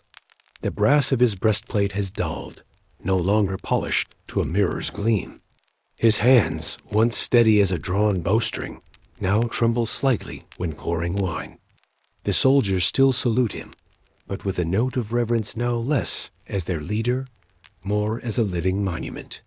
He has become part of Carthage's long memory, a thread in its tapestry, a story fathers tell to sons in the quieter hours of the evening when the oil lamps burn low, and Carthage itself, still thriving, still fragrant with spices, still bustling with merchant deals and whispered prayers to Baal and Tanit.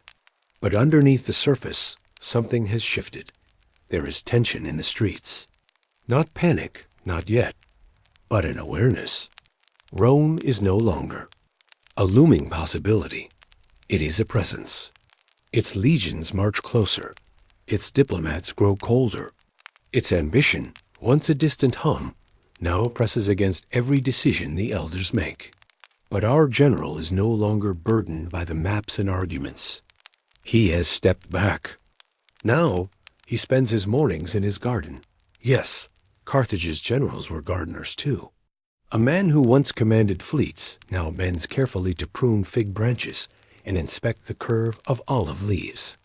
The sea breeze still blows through his courtyard, scattering petals and old memories. Sometimes he writes, a little, fragments. Not a memoir, he has too much dignity for that. Just thoughts, reflections, quiet admissions. He writes not to be read, but to remember. He remembers the rhythms of the army, the slow beat of sandals on dirt roads, the metallic whisper of chainmail in the early morning, the smell of wet canvas from campaign tents. He remembers the boys who didn't come back, the silence after the signal horns, the weight of decisions made in moonlight. But he also remembers the laughter of the campfires, the jokes traded between grizzled veterans, the unexpected beauty of sunrise over foreign hills, and the pride, the deep, wordless pride of defending a place he truly loved. And Carthage was worth loving, not just the temples and gold, not just the fleets and treaties, but the people, the weavers and potters, the bakers and bead stringers, the boys who raced through alleys shouting in Punic and Phoenician, the way the sunlight turned the walls to honey, the way the harbor always seemed full of stories waiting to leave or return. At night, the general sometimes dreams, not of battles, but of moments. A hand clasped in friendship, a woman's voice singing in a dialect he'd almost forgotten, the sound of waves against his first ship. And sometimes, though he would never say this aloud, he dreams of Carthage not as it is, but as it will be, as it must become. He fears for it, not because it is weak, but because it is proud. Pride, he knows, is a heavy shield. It protects, yes, but it also blinds. Rome, with its discipline and steel, is patient. It does not need Carthage's destruction tomorrow. It will wait. It always does. One morning, he rises earlier than usual. The sky is a faint violet, the stars just beginning to fade. He walks to the city walls alone. No guards challenge him. No servants follow. He leans against the parapet and watches the sea. In the distance, merchant ships drift like sleeping animals. The wind carries the smell of brine and myrrh. Far below, fishermen call to one another in low voices. And for a moment, there is only peace. No strategy, no enemy, no tension between Senate factions. Just this breath of sea air, this city behind him, still dreaming. He closes his eyes. Let them remember. He thinks not the wars, not the losses, not even the victories. Let them remember that we tried, that we believed. Because to be a general in Carthage was not just to fight, it was to care. To carry the weight of thousands who would never know your name. To make decisions whose consequences echoed across generations. To wake each morning and wonder if you had served not just wisely, but well. He exhales. The day begins. And Carthage, for now, endures.